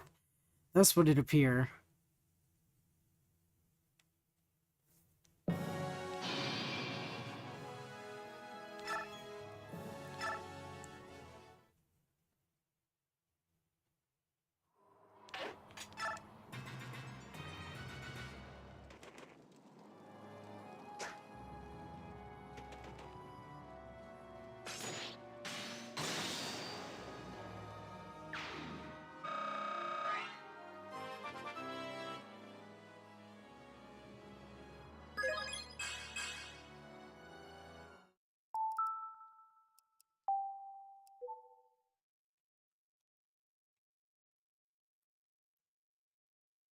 I think I figured Raph's levels were going to be the painful part of this.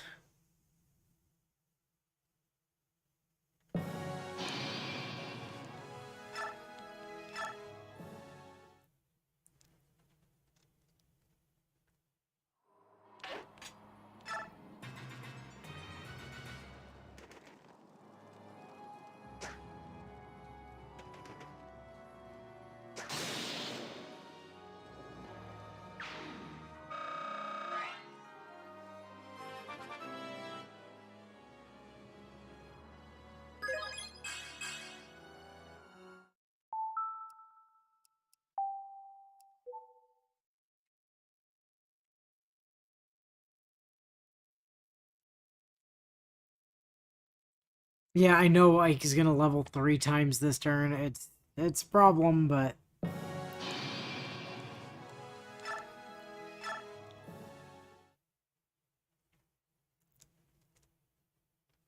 he almost made it the one time until he decided to get a literal single stat level.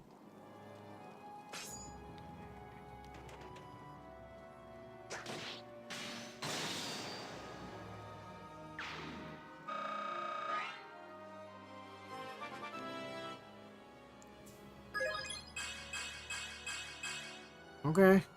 Well, we made it through one level.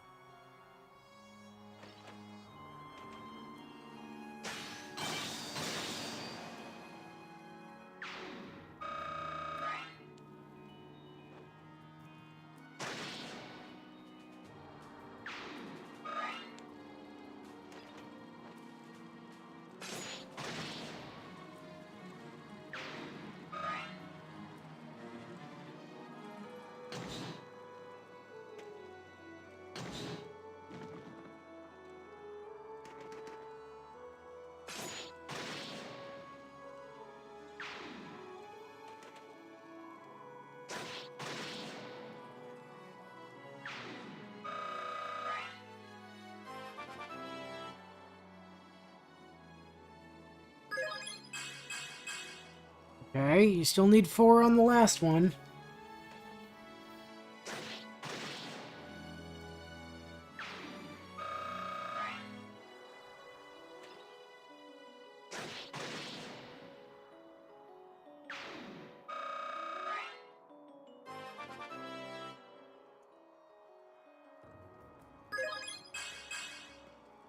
And that's only 2.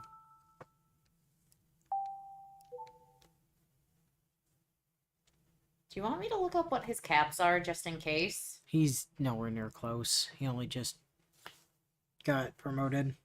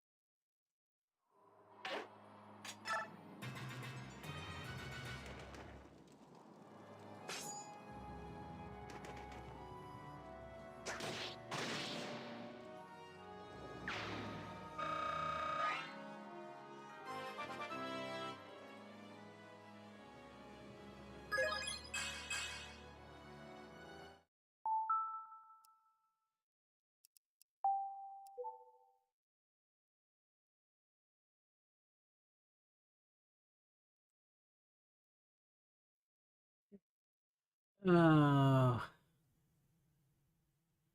boy. That's unfortunate.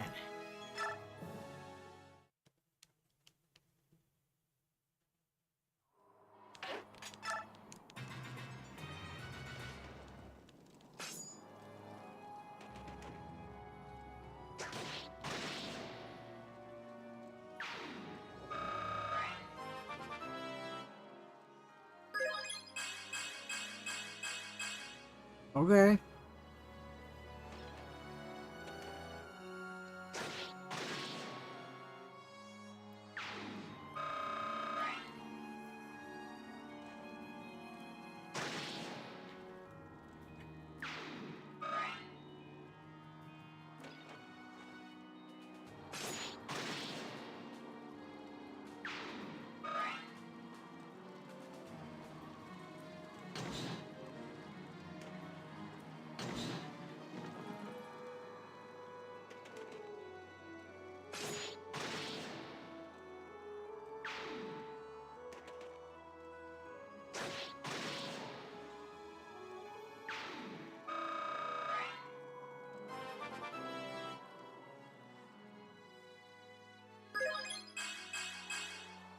Okay, that's fine.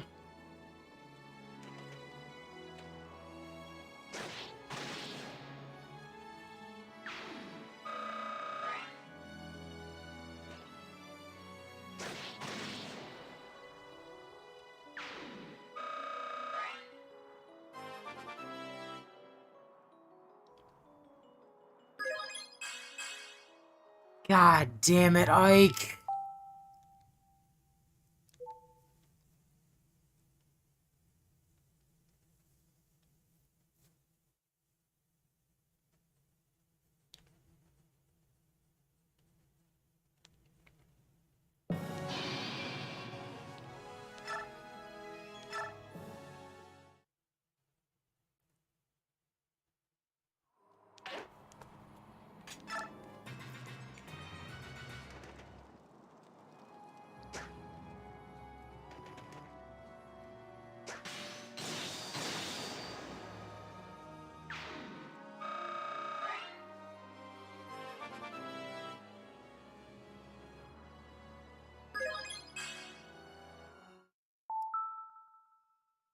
Somebody just needs to make a mod, where you can, like, delay all level ups until player phase.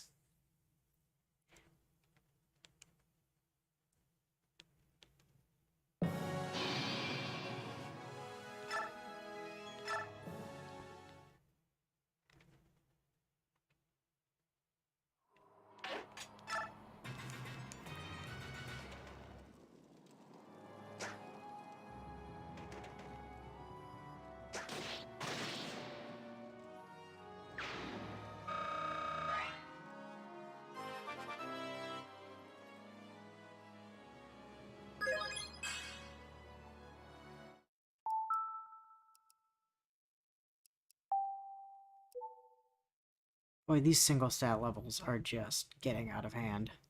They are.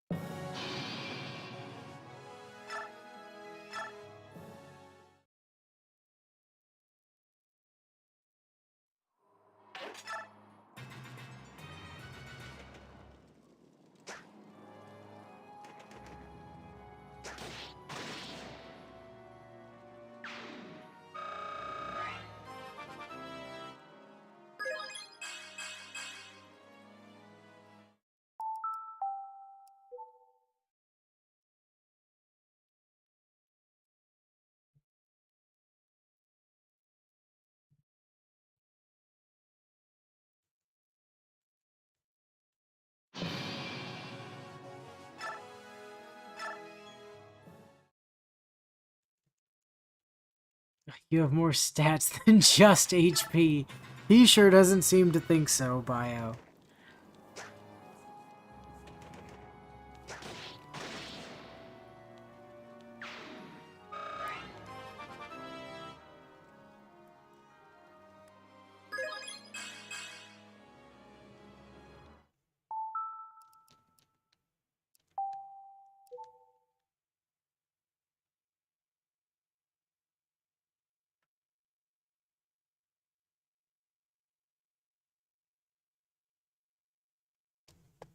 Yeah, he's real convinced that just HP is what he has.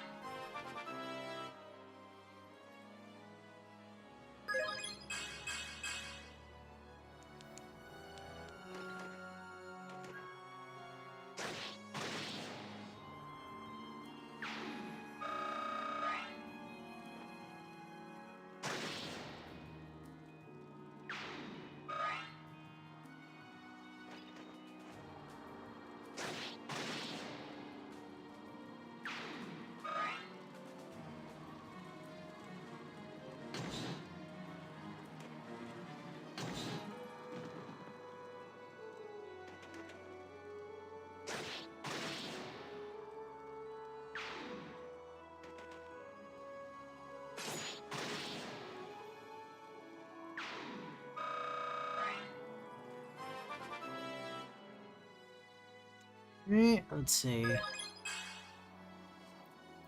Alright. Absolutely fucking not.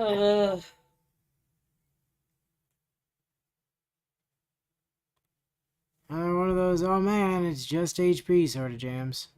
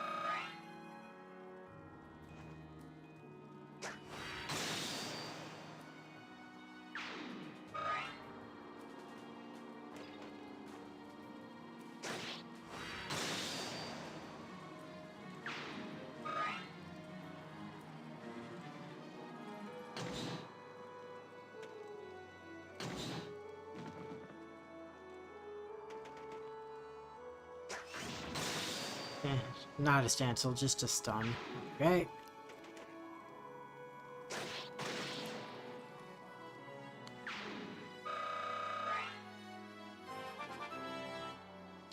What you got, Ike?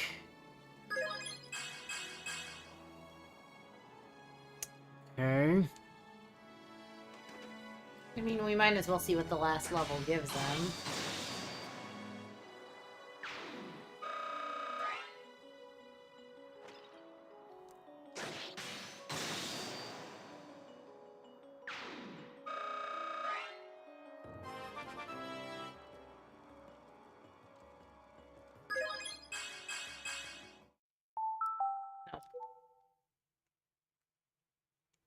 And reset. So yes, Zed, if he had like a full stat level in one of the goes, we'd probably accept a 2 stat level up on one of the other levels, but we'd need it to average out to still being a decent equivalent of leveling. Like, I don't think either one of us is under the impression we're necessarily going to get, you know, 3 levels that perfectly fit the mold of what we're looking for back to back to back in one go. But we still need to see the stats trending in the right direction to be able to stay with it.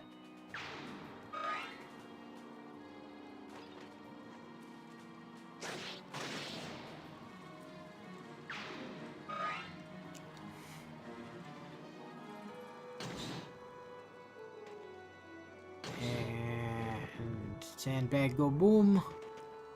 Swordman go pop.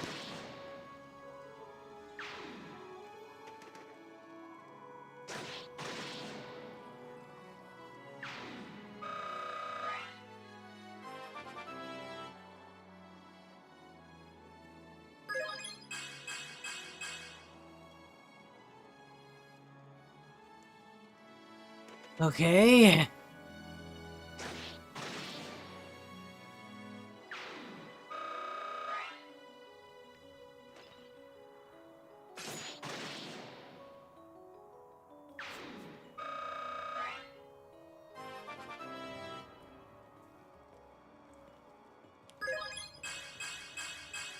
Oh, thank God.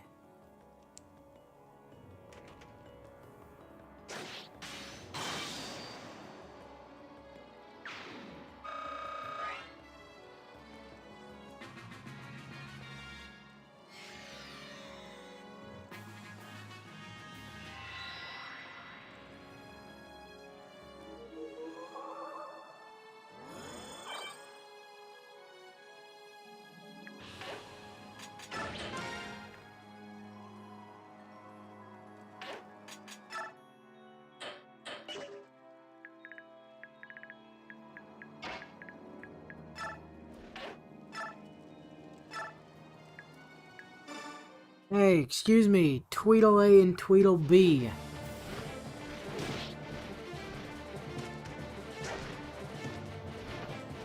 Get fucked.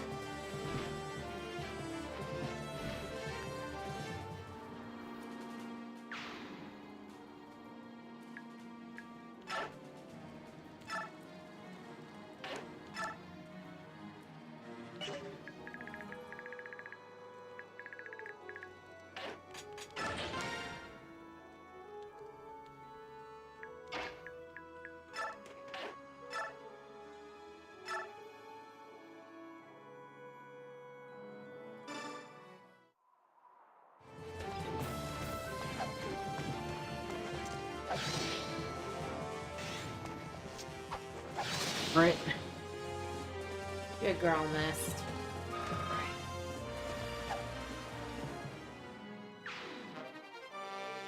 Weapon level up.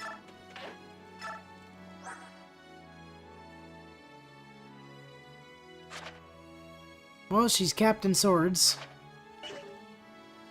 So that's neat.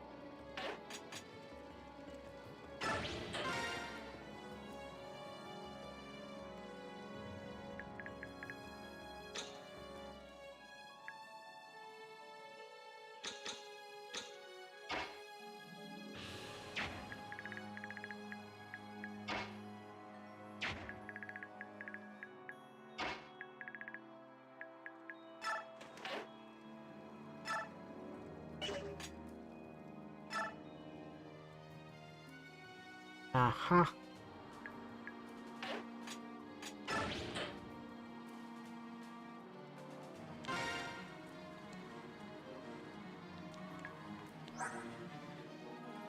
Still no caps.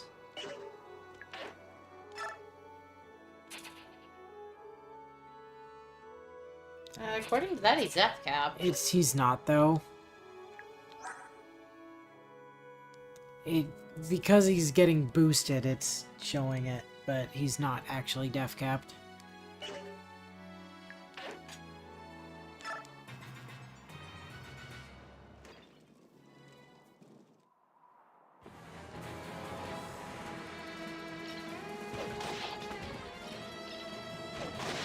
Alright. That's quite rude of you.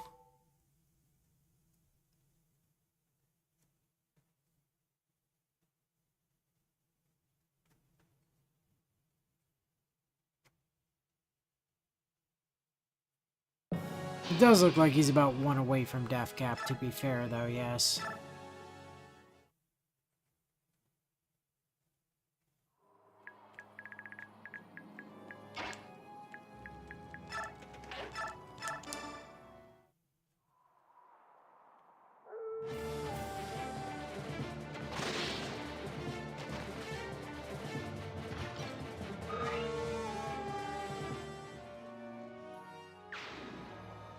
I tried to give that man the opportunity to live an extra turn. He didn't want it.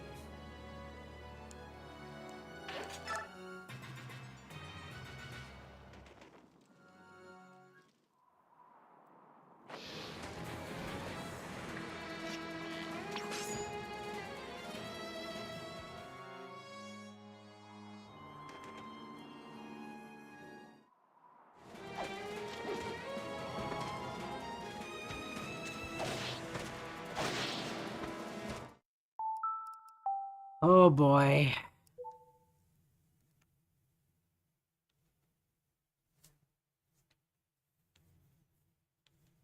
Protecting the herons, always a challenge.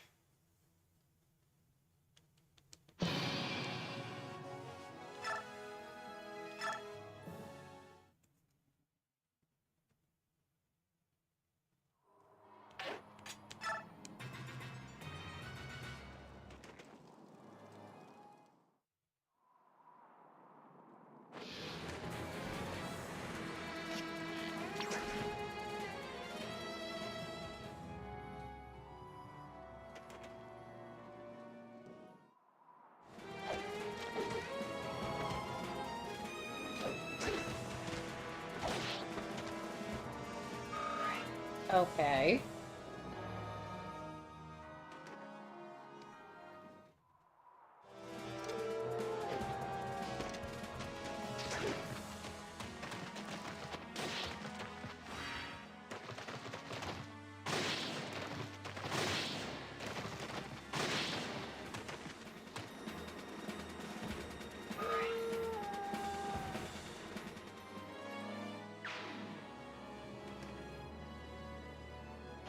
Bruh! Leave the fucking sandbags alone, dickhead! I mean, I kind of understand where they're coming from. I'd rather attack a sandbag than get smacked in the face by bed.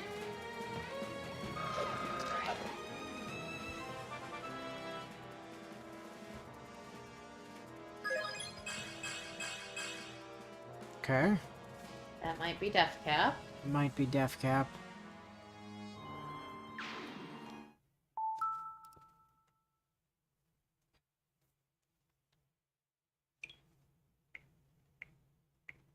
It was 30, right? Yep. I'm gonna go refill my water bottle.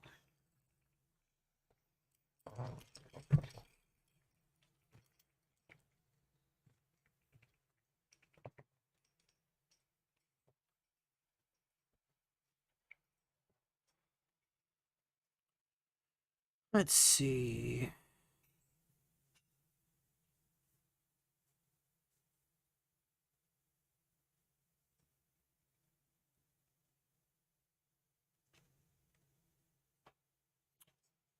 We need the Vanguard class. Defense cap of 32. So we're not even one away yet.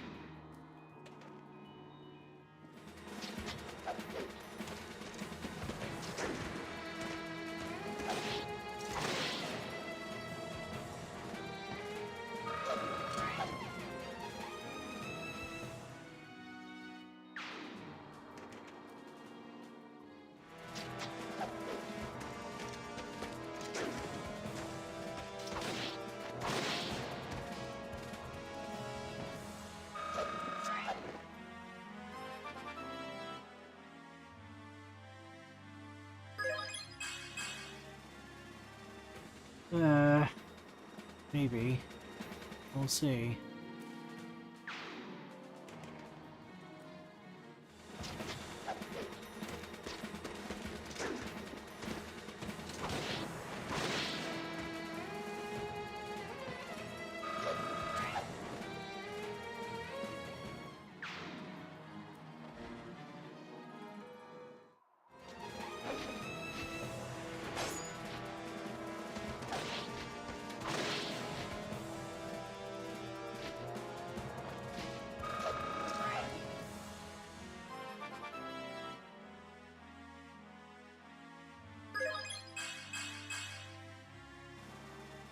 Okay.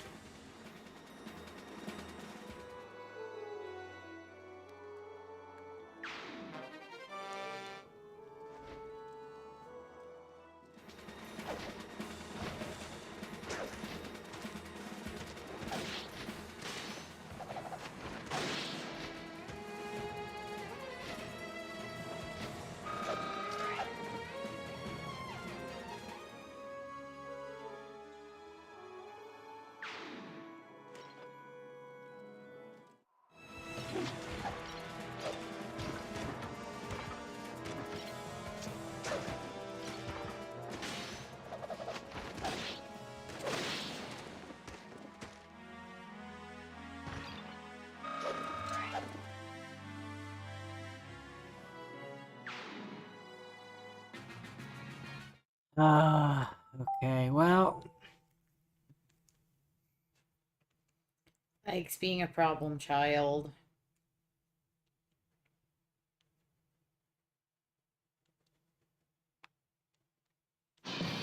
we've got two problem children at the moment is the issue.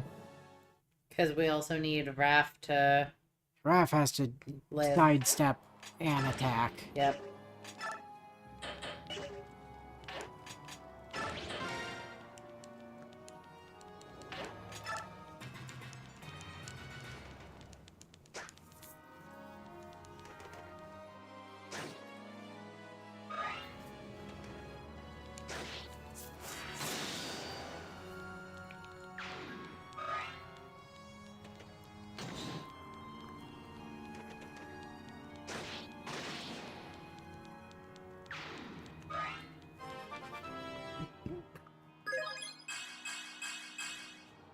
Okay.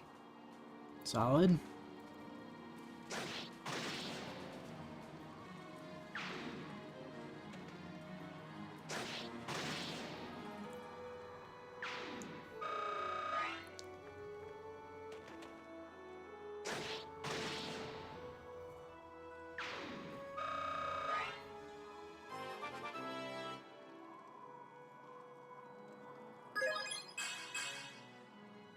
Okay.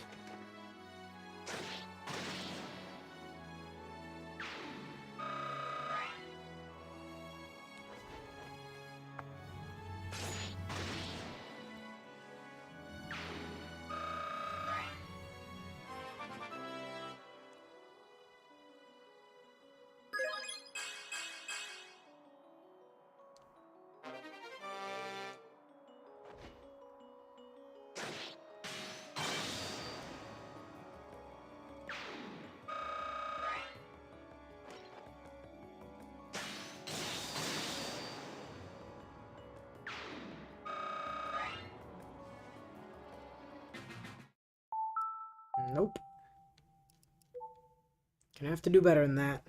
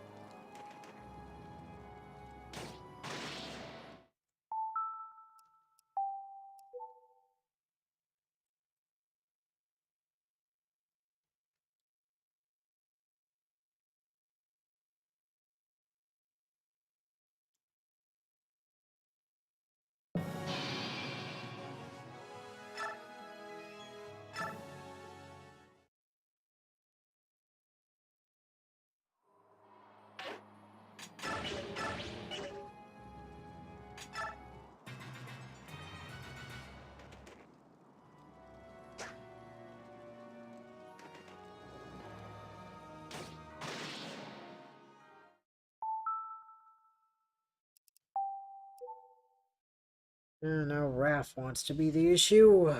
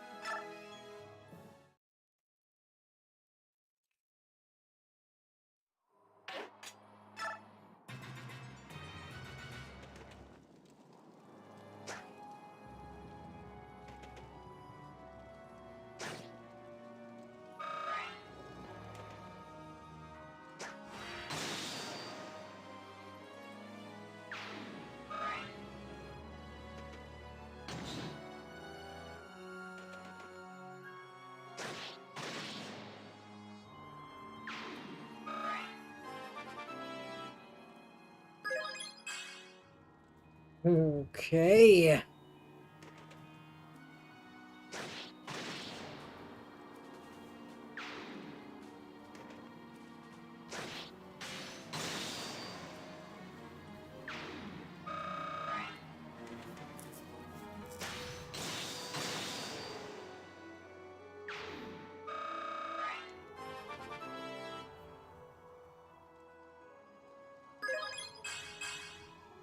Nope.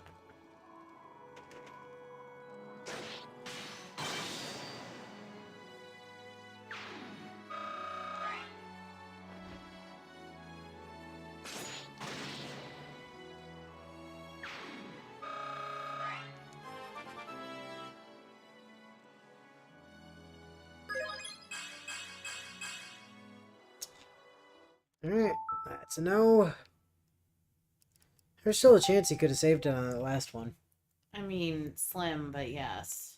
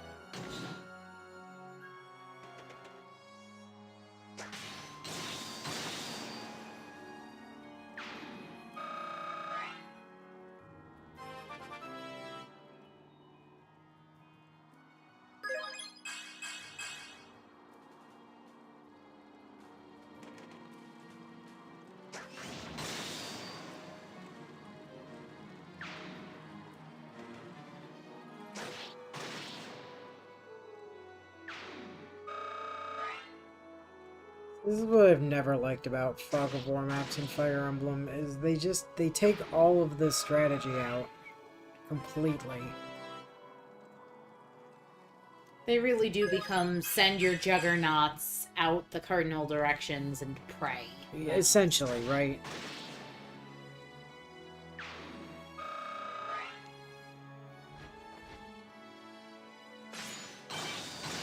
And that's what I don't like about them.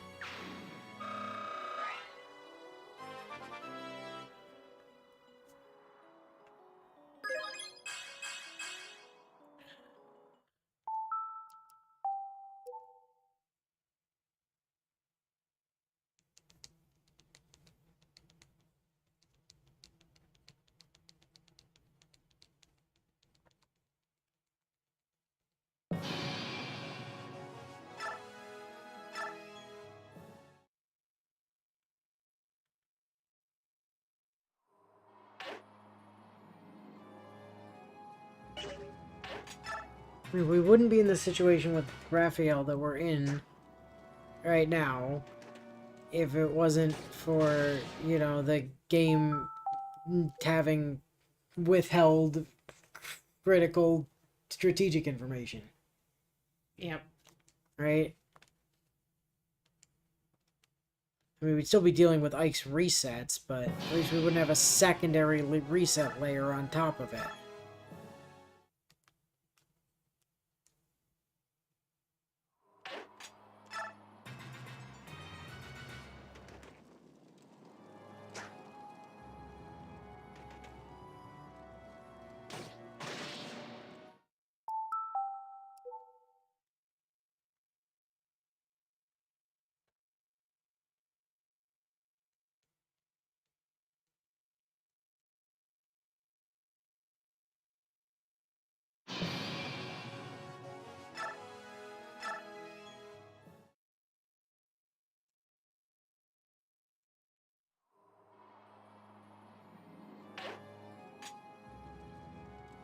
Well, even if you do have a full squad to keep the herons safe, the problem is that they can still just have random dudes with ranged weapons hiding out in the fog come out of nowhere and kill your herons.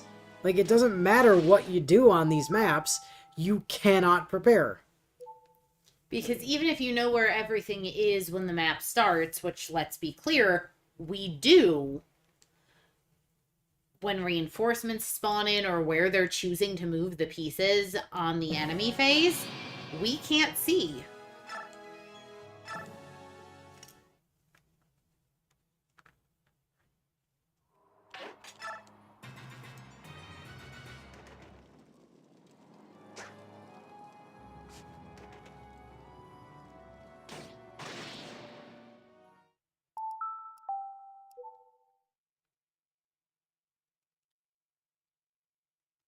It's really the same argument I had with, like, Three Houses just outright lying to you sometimes.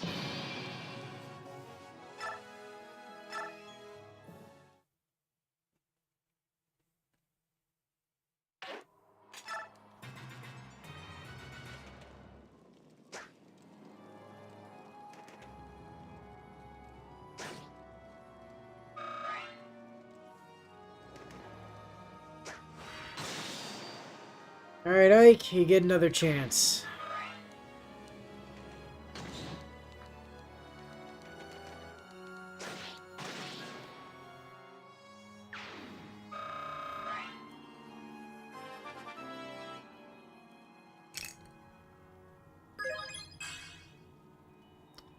Not a great start, not gonna lie.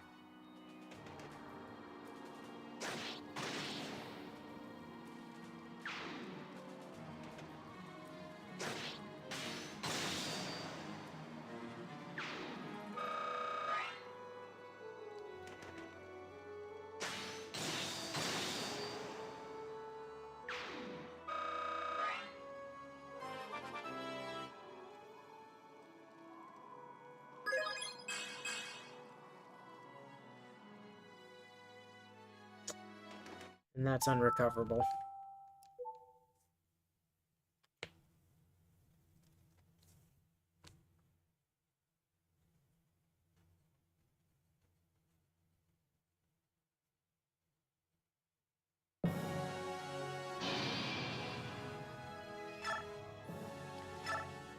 Yeah, I did that the first time around, Zed, and my Heron still got killed out of the darkness. Like, there's no... Even if you follow the quote-unquote correct strategy, doesn't fucking matter when shit can come out of the darkness and just kill units that you need to not be dead.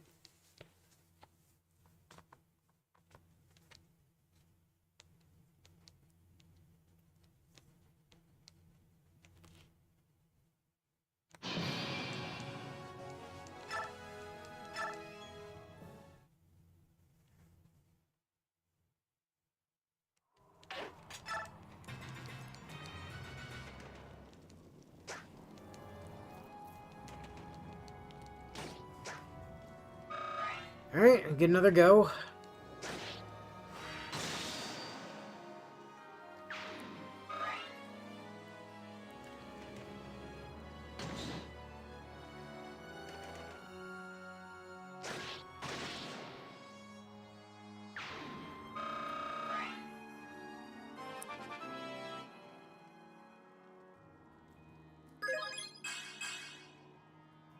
Not a great start there, Ike.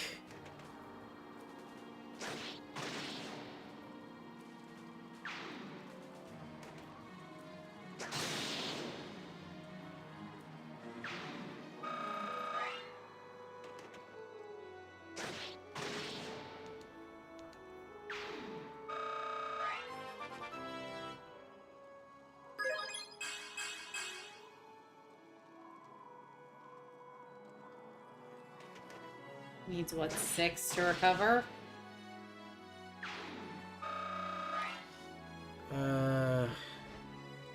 Needs 7 to recover.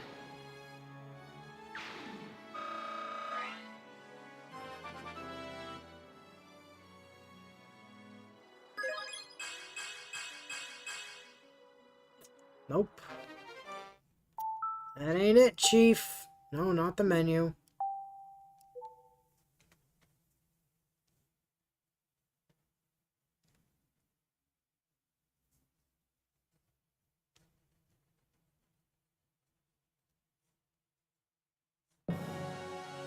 Oh, most likely, Zed, you'd be running a full party, to be fair.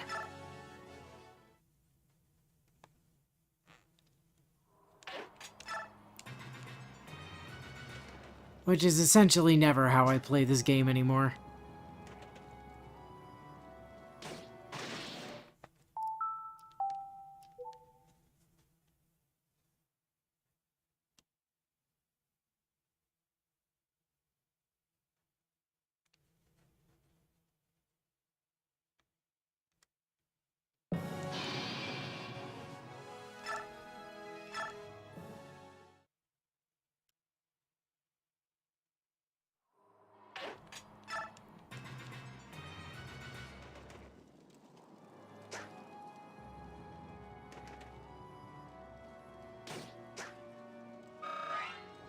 While that may be true, it doesn't mean that the poor design of missions like this is invalid.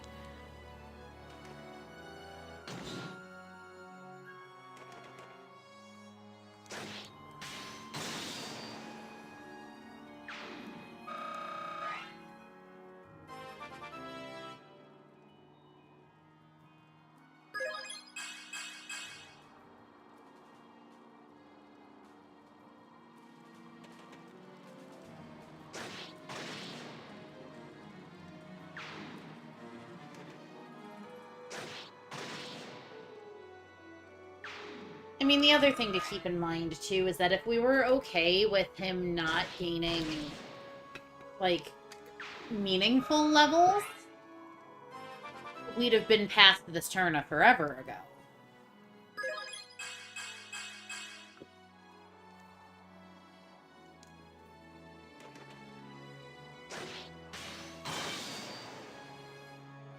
But the reason that we're able to comfortably take the teams that we want to endgame regardless is because we do make a point to make sure that they get good levels.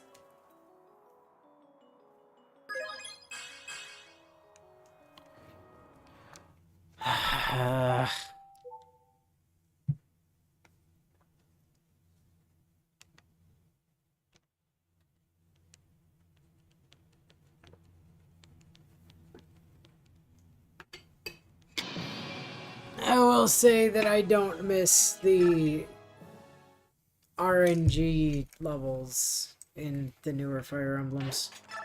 I mean, the RNG levels are totally still there, but it doesn't matter when you can just reset your level infinite times and get as many stats as you want anyways. Yep.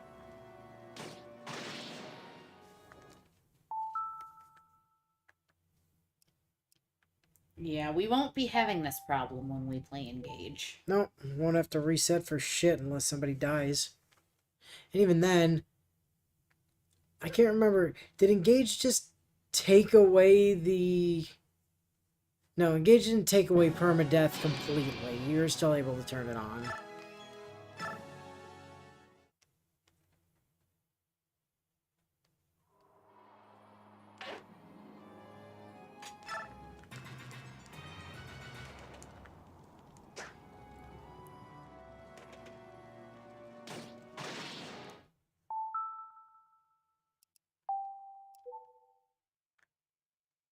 Okay, geez, Zed, we get it. You think you're a better player than us. Understood.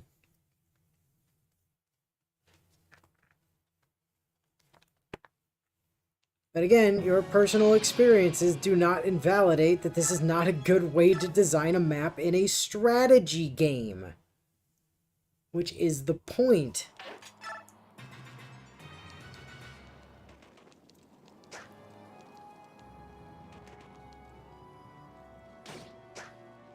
And the thing is that, yes, well, you absolutely can bunker down. The bunkering down then also makes the map take 10,000 years. Not that this doesn't, to be fair. I mean, fair. But...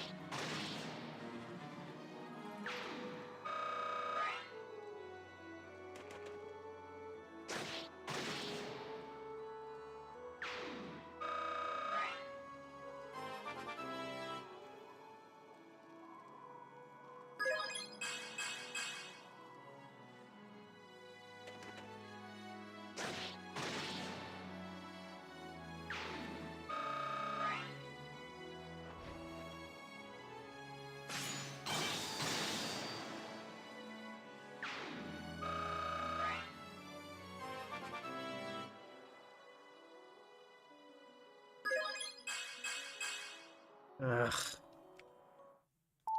For God's sake, Ike.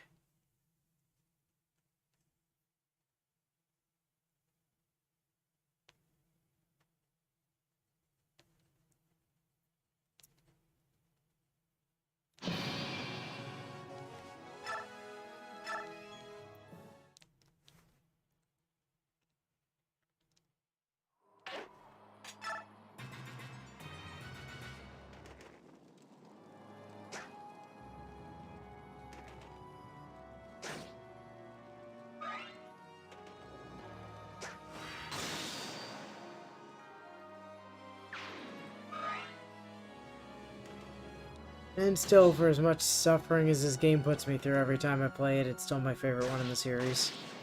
I mean, same.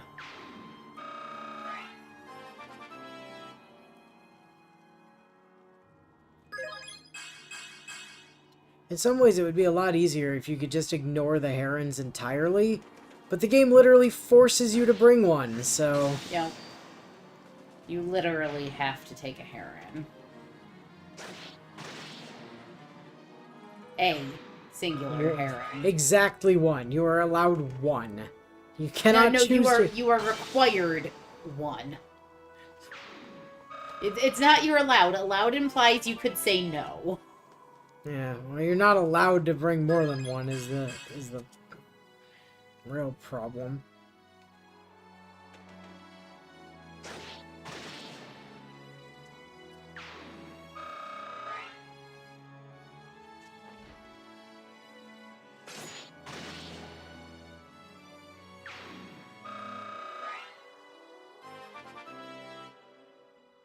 Which, I mean, I suppose to some extent that makes sense, right? Because, like, if you were allowed to bring, even for a single map, if you were allowed to bring 2 herons, you would instantly have 2 max level herons. Immediately. Well, not if they instituted what they have in games that have given you more than one dancer, which is that dancers can't dance dancers. They gave you 3 dancers. And technically, that's not in the game. Because if you cheat multiple of them into battle at once, they can dance each other. Yes, if you cheat multiple of them into battle. But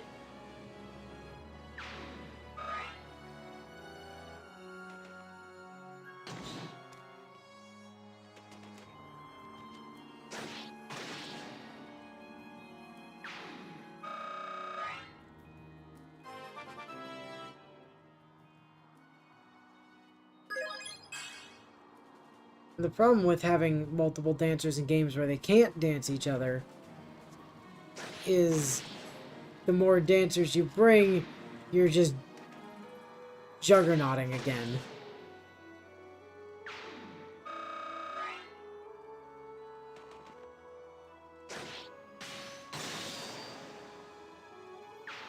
Because, like, I've absolutely run triple dancer setups in Heroes.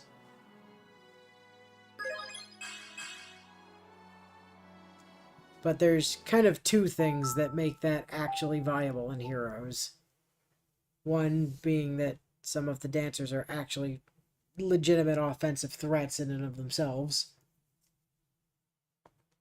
But the other being that even when they aren't, they typically aren't completely helpless on enemy phase. Like, they don't necessarily turbo die in one hit.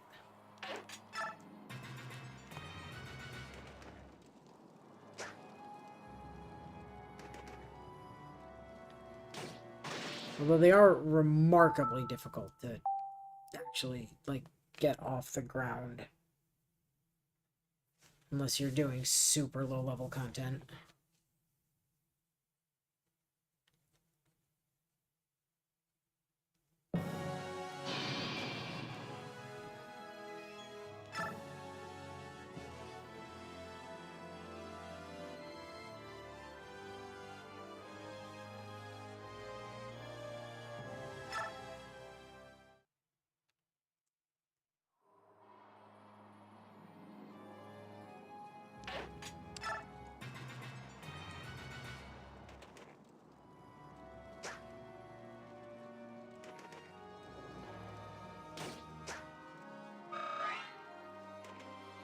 To the game's credit, it is very careful about, like, letting you have multiple dancers out at once here.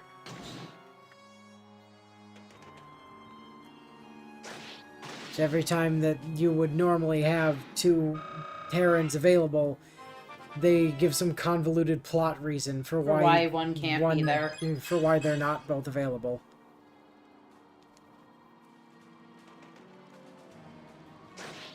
Oh, you've got all 3 herons technically in one place. Well, 2 of them need to be handling the emblem right now.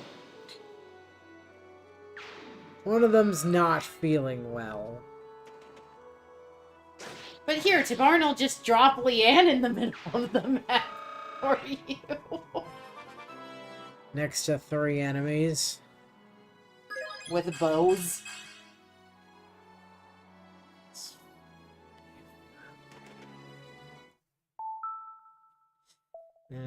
There's a very small chance that's recoverable. Like, tremendously small. Like, 8 stat level up small.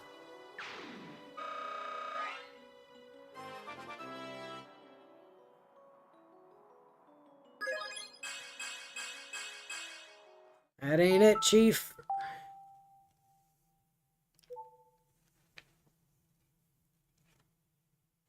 Even when I'm giving him more leniency, he's still fucking it up.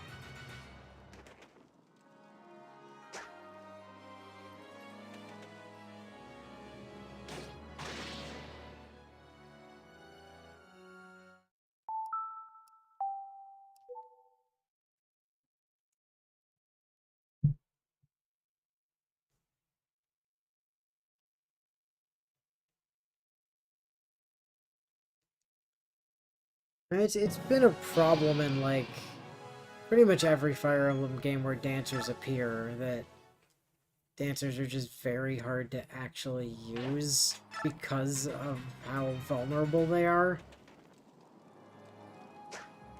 I mean, some games it's worse than others. Like, Tellius dancers are probably among the weakest they've ever been on enemy phase, especially. The dancing is possibly the strongest it's ever been in Tellius, because you've got you've got omnidirectional dancing, which is Yeah, I was about insane. to say, I think objectively the dance ability is the strongest in this version, but their offensive and defensive capabilities are... Well, they don't have offensive capabilities, Yeah. and their defensive capabilities are complete trash. Whereas, like, Engage, I mean, Seedall can put in work. I mean, he's a little bit flimsy, but he's got, like, really good dodge, so he tends to just not get hit, which is helpful.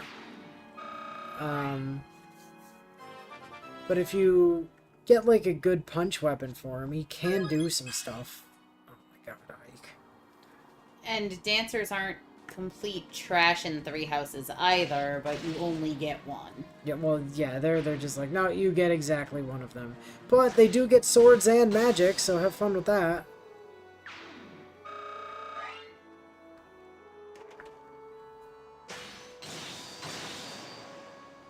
Which weirdly makes some people that you wouldn't think would make good dancers to be surprisingly useful dancers.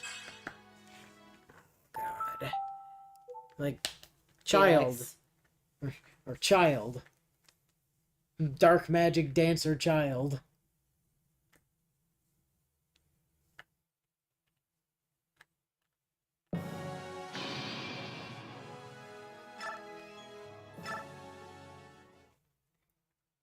Well, that gets particularly entertaining because you then just give her Thunderbrand. Genealogy, yeah. I haven't played Genealogy yet.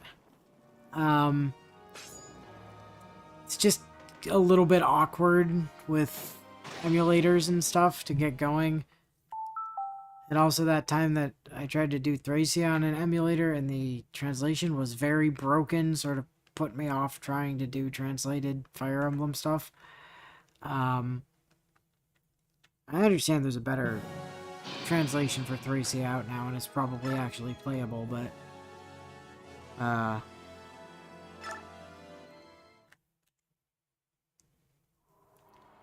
Genealogy is often quoted as being among the best ones, so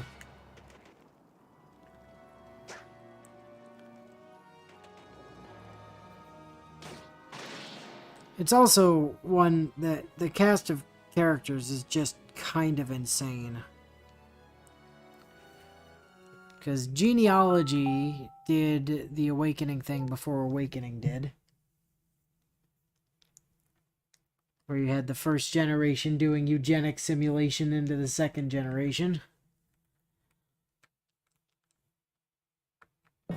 And then I think if I'm not misremembering, I'm pretty sure Thracia is like an interquel to Genealogy.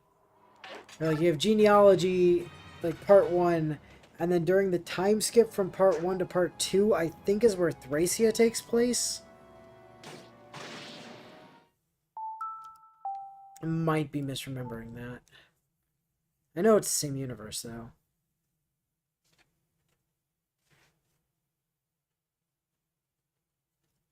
I've played Shadow Dragon.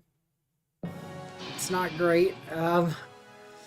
I didn't play FE2 because, or no, sorry. FE2 was Gaiden. I have played Gaiden. Because that's, Echoes. Fire Emblem 3 was New Mystery of the Emblem. That one I haven't played because they didn't release the DS variant in the West. Myst 4, I've played like the first handful of chapters of Thracia. I've played probably half of or half of... Hold on, I always get these backwards. I've played about half of Binding Blade. I've played, I want to say about 2/3 of Blazing Sword. I don't think I ever got around to finishing the Hector route.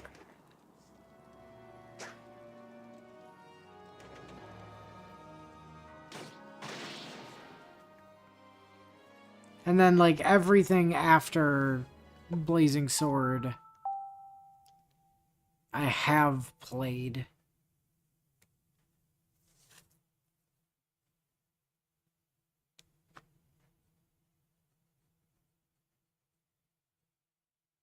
Oh, yeah, that's right. It was also 3 houses.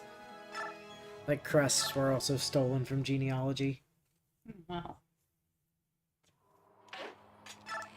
Basically, pretty much everything cool that has been in any Fire Emblem you've ever seen came from genealogy.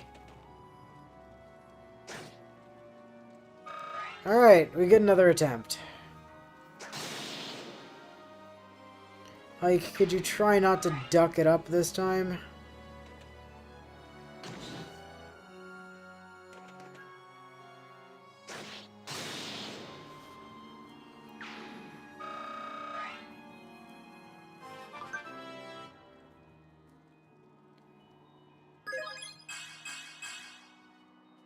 I mean, 2 and... Was that only 3? I think it was only 3. Oh. How many chapters was genealogy? I don't remember. I do remember the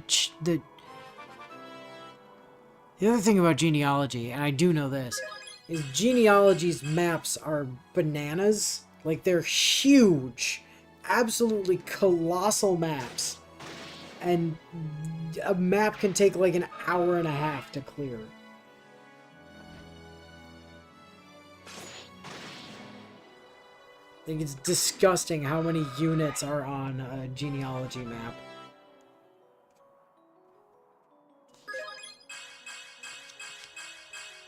That averages out. That more than averages out, actually. That's +1.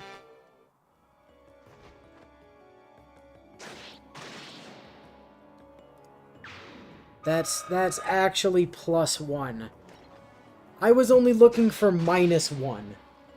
All I wanted was -1. Well, Because I was counting Raphael's not dying as a stat point. Where did those come? Oh, over there. Yeah, Raph not being dead is a stat point. Yeah, okay, there's only 11 chapters in genealogy. I was gonna say, chapter 2 or chapter 3 seems a bit early for the time skip, but yeah, when there's only 11 chapters, that makes sense. Like chapter 3 or chapter 4, rather, but yeah, like I said, the genealogy maps are gigantic, like absolutely huge. Take the biggest map you've ever seen in a Fire Emblem, and it's like nothing to genealogy. Genealogy is like, that's cute, hold my beer.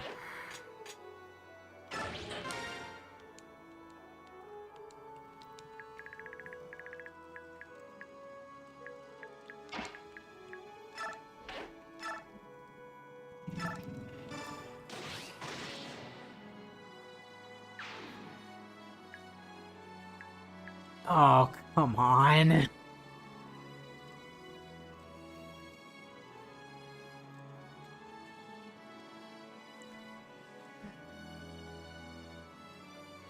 You hate to see it.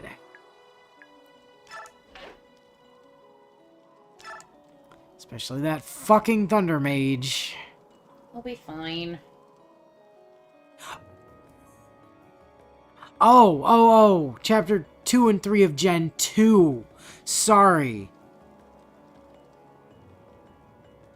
Yeah, you did say Gen 2 chapters 2 and 3 and 3 and 4. Sorry, yes, I missed the Gen 2 part.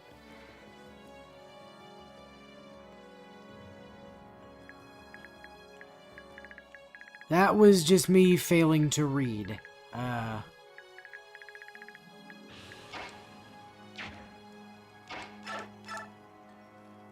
Well...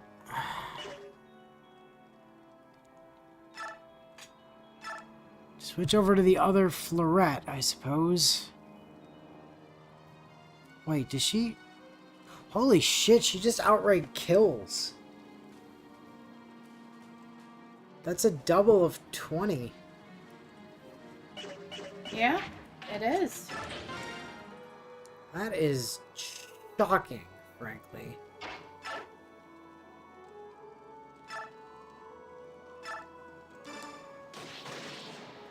Then Roth can dance her and she can move 2 forward and hopefully we won't have that issue again. Like, if she ends her turn where she currently is. Right. He dances her, she moves...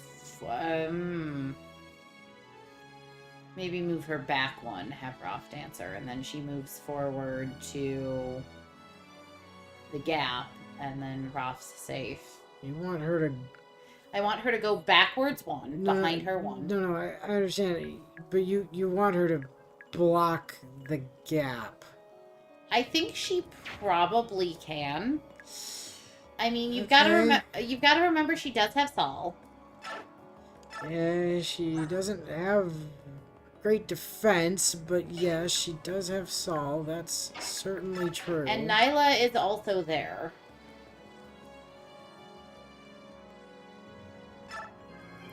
So you can always have Nyla guard one of Mist's sides, so that she can only be attacked from so many angles. Like, if you have her move into the gap, then Nyla move to her right, there's only one space that can attack her.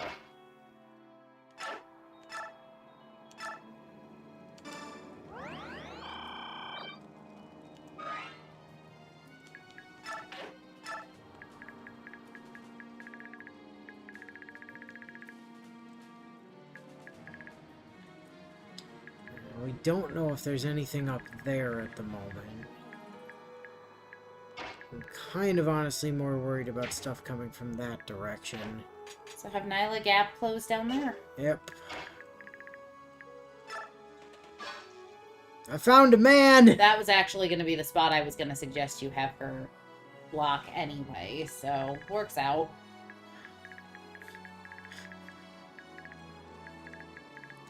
I found a man! Ike, I found some men for you to go fight. How's your stats doing, by the way, buddy? Not capping... maybe capping health. Nope. Not even capping health. Literally not cap... See, it's still showing green on defense, even though it's 2 higher than it was before. So that's just indicating that he's boosting, that he's being boosted in defense. He's actually overcapping defense by 4 points at the moment. Because the game is nice enough to let you do that.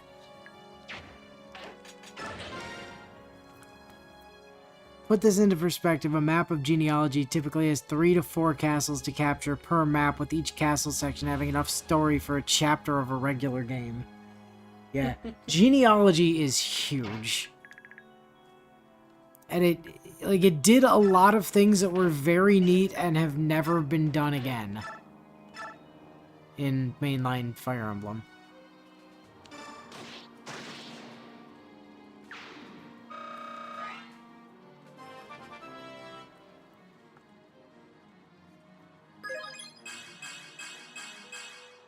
Oh, now you want to get fucking chill levels, huh? Now he's def capped. Now he's defense capped, yes. And look, with Ragdoll, he has almost as much defense as Har. Almost. Okay. I'm gonna regret that, probably, but we're gonna try to turn battle animations on again. Because that hasn't gone wrong any of the other times we've tried that.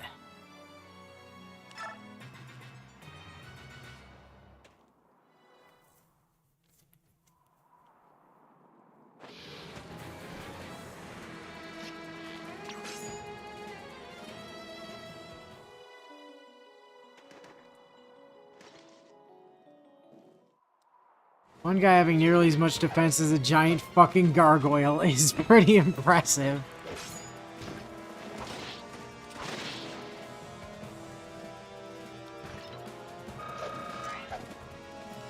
I mean, he only has that much defense because his fancy magic stick happens to give him an extra 5, but...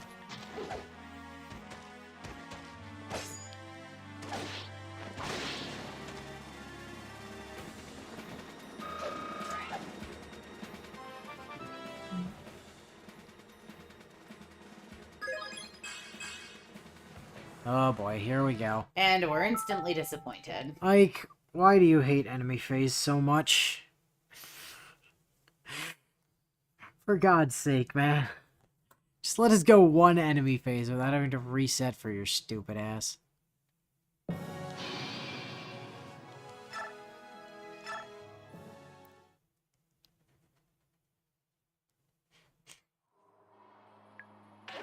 Alternatively, hurry up and cap a second stat so that, you know, we don't have to wait for 4.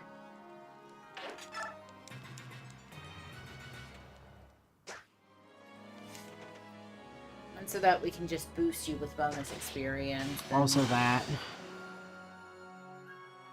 He just gets so tired because of the sheer amount of people he has to cut down in the span of what's to him about 30 seconds.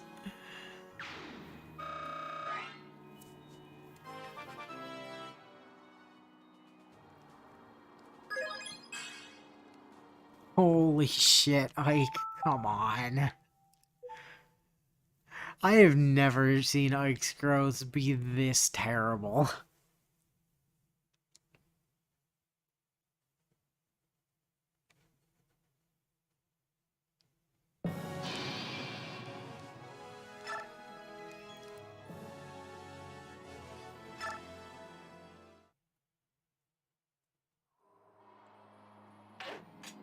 Oh yeah, it does have incest eugenics, doesn't it?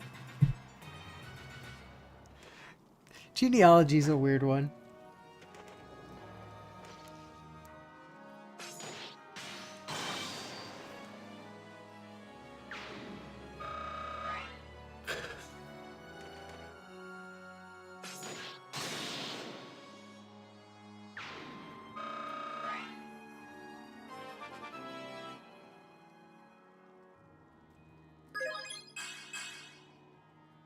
You know, the worst part here is we don't know how many guys are in the clown car in the bottom right there. That's correct, we don't. So we don't actually know how many level ups Ike has to get through yet.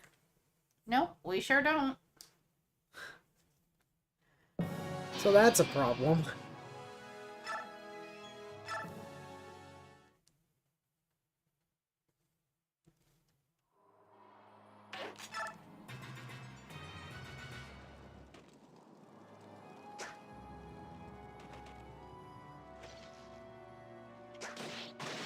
Ike spends so much time never taking damage that I genuinely forget that Ether actually heals him until by some miracle he has to go off after someone actually managed to... It's not that anyone's managed to hurt him, it's that he's gained hurt level himself on by HP. leveling up. Yeah, nobody has damaged him. Let's be clear. Since he has class changed, he has not taken a single point of damage from an enemy. All the damage he's had has been because he leveled up and gained health.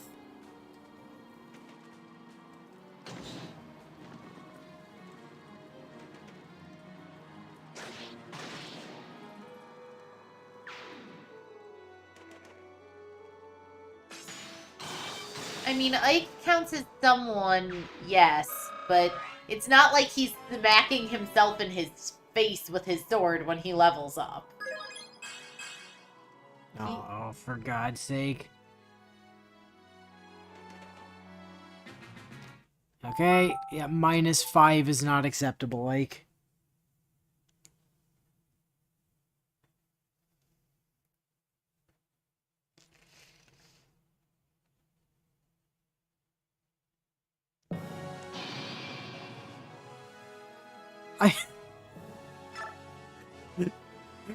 Right, yeah.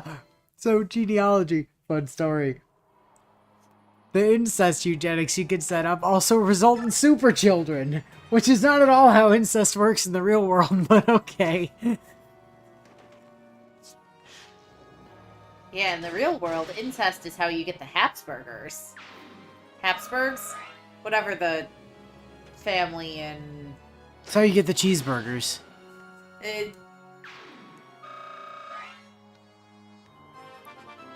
It's how you get some of the early European royal families that were super duper inbred.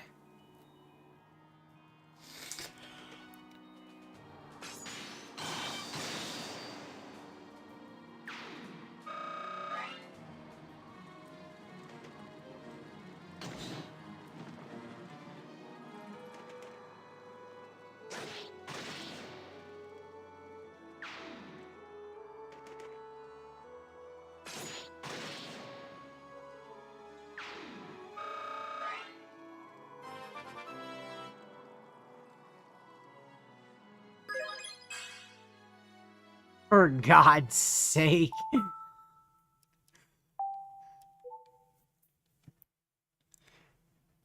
have to assume he is hitting himself in the head with his sword, given that he's only getting progressively worse as simple math as time goes on. Habsburgs, the Ptolemies, yeah. The Ptolemies are the ones I was thinking. I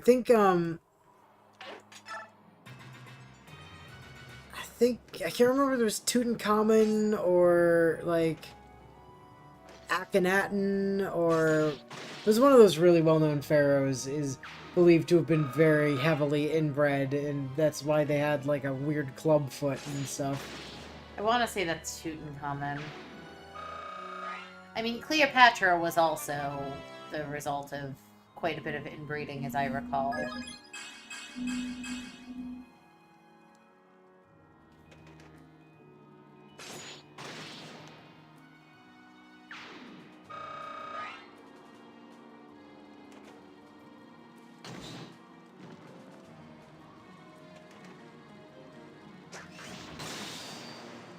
It's done.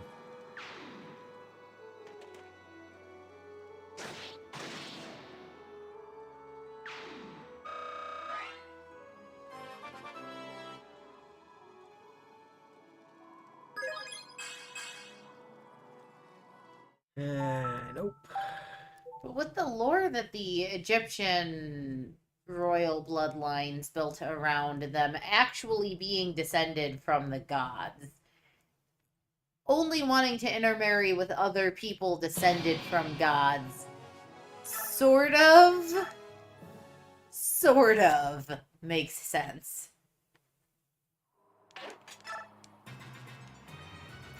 Because after all, the gods were stupidly inbred too.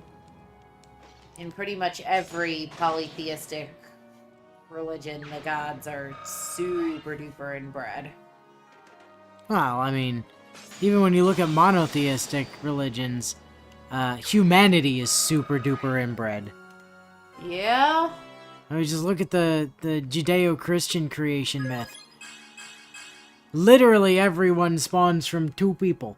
Yep. And their kids having kids with each other. Yep. So, the whole world is inbred. Also, yes, looking at you, Zeus.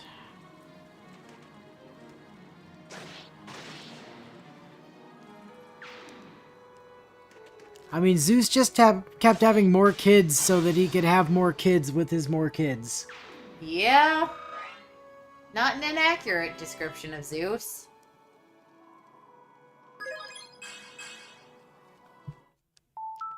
Like, for God's sake, man. Zeus is also, like, his penchant for shapeshifting is also why I am, like, highly suspect of, like, why we don't see, like, more horny druids in fantasy.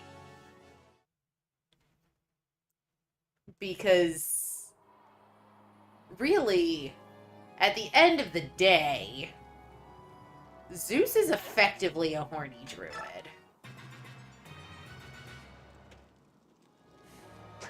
He has weather powers and shapeshifts.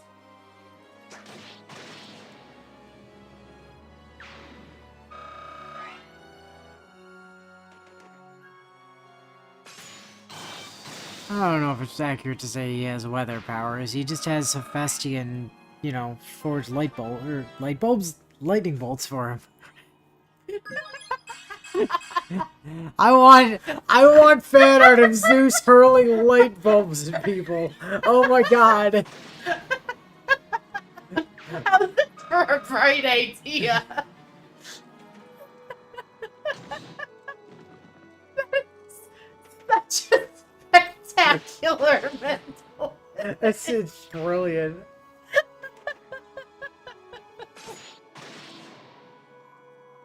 Bio, could you pretty please Photoshop something to that effect?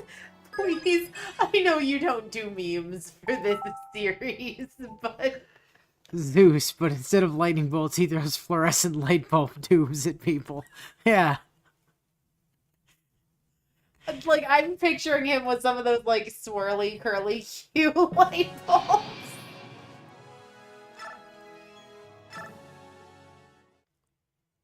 Nah, man, this is Zeus. He thinks he's so cool. He's throwing black lights at people. Yes.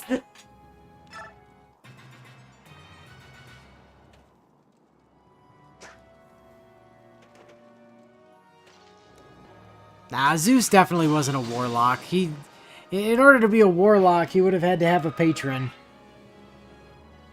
And if he ever had a patron, it was, you know, Saturn and, well, or Kronos, depending on which chronology you're looking at. And Oh, that's an excellent point though, Bio. We don't actually want Zeus near a black light.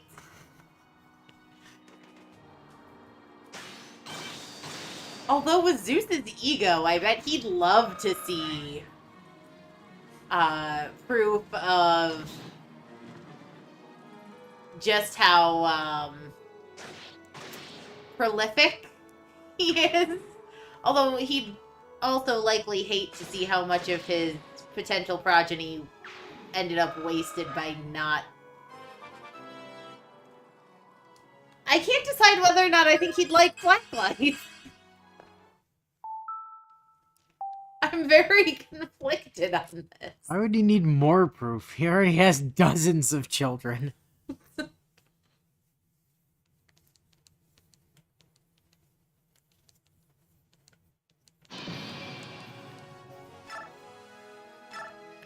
I don't know what you're talking about. Zeus is clearly a good dude. You just go see him in a temple and he tells you that you have to go become a true hero so you can go back to Mount Olympus and become a god. And then gives you no information on how to do that. It says, get the fuck out of my house. So then you go and you find a really horny satyr who your dad throws a lightning bolt at to convince you to train you.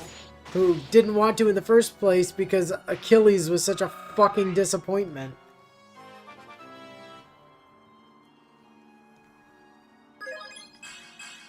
And also Jason. So here's the thing. I hate how badly they butcher the mythos, but man, that soundtrack slaps. I mean, yeah.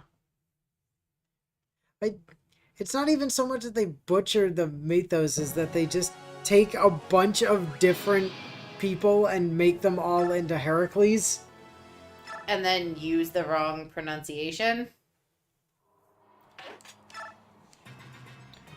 I mean, no, they used a valid pronunciation of Hercules. They just used the Roman version of Hercules with all of the Greek gods. Correct. Which bothers me. Like, if you're gonna name the movie Hercules, then we should have been dealing with, you know, Saturn and Venus, Jupiter and Pluto yeah. and Mars instead of,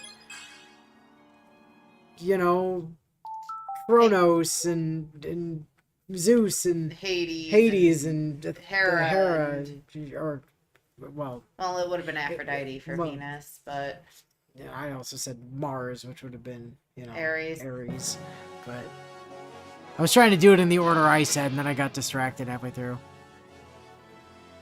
Talking about Zeus being a horny druid is the exception rather than the rule, and naming off the custom cast or charisma casters. Oh, gotcha.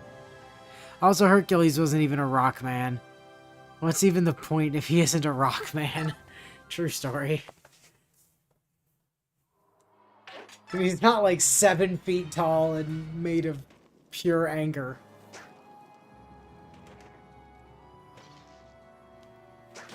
Surely Herc should be at least 10 feet tall like Ike.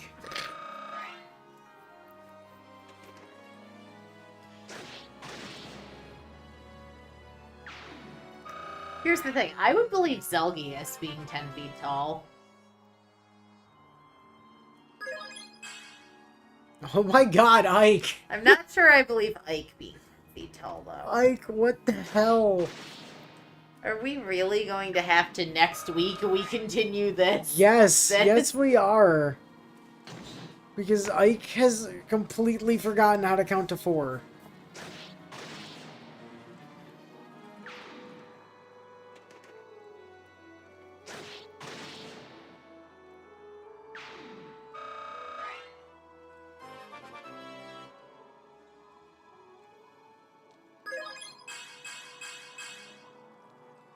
Yeah, that one doesn't count, buddy.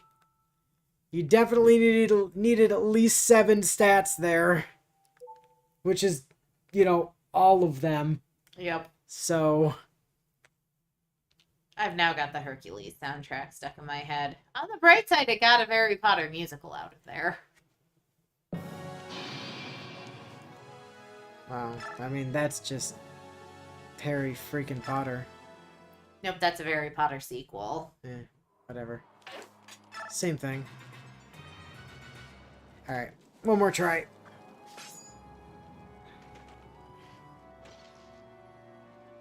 And now Harry freaking Potter's stuck in my Nailed it. monster. I am the best, you guys. I know exactly how to screw her over every time. Yes, you do. I've got decades of practice. Like, genuinely, and the bit that's on repeat in my brain is the... I mean, it's also sad. I mean, my mom and dad were killed long ago, and the long ago they died from the ensemble. Oh my god, if Ike were actually 10 feet tall, then he would have almost 2 feet on her. Yeah, I know, right? It's incredible. Anyway, next week, more of this, because Ike is being a bitch. But maybe this map will eventually end next week. That would be cool, right? If this map was over and we could go deal with leveling hell for somebody who's not named Ike. That would be cool. Fun fact, if this map takes us another 30 minutes next stream, we will have spent the extent of an entire stream on just this one map. True fucking story. Wouldn't be the first time, though. No. Just looking at you, Three Houses. But... I mean, didn't we spend like 2 streams on one map one time? Maybe more. Bio, what was our record from Three Houses? I feel like it was a lot.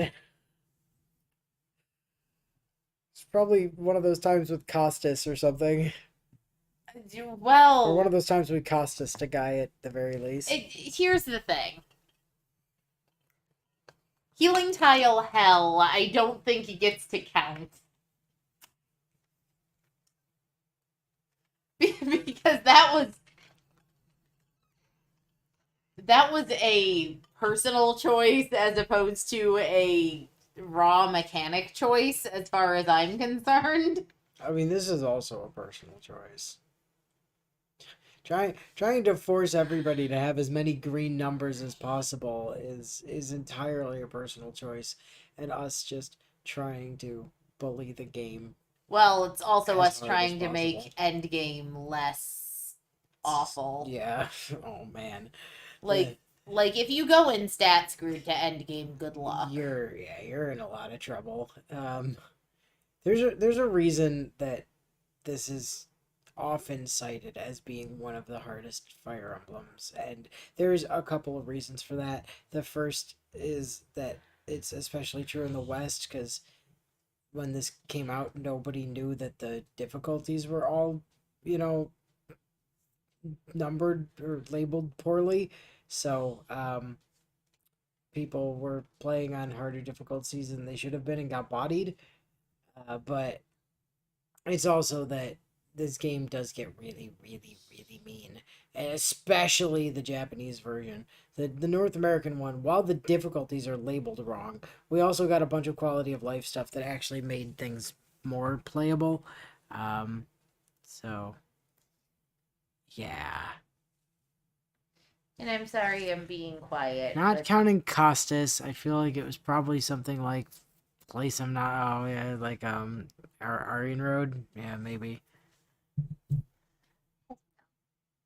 Anyway, yeah. So next time, more like wasting our fucking time. Yep.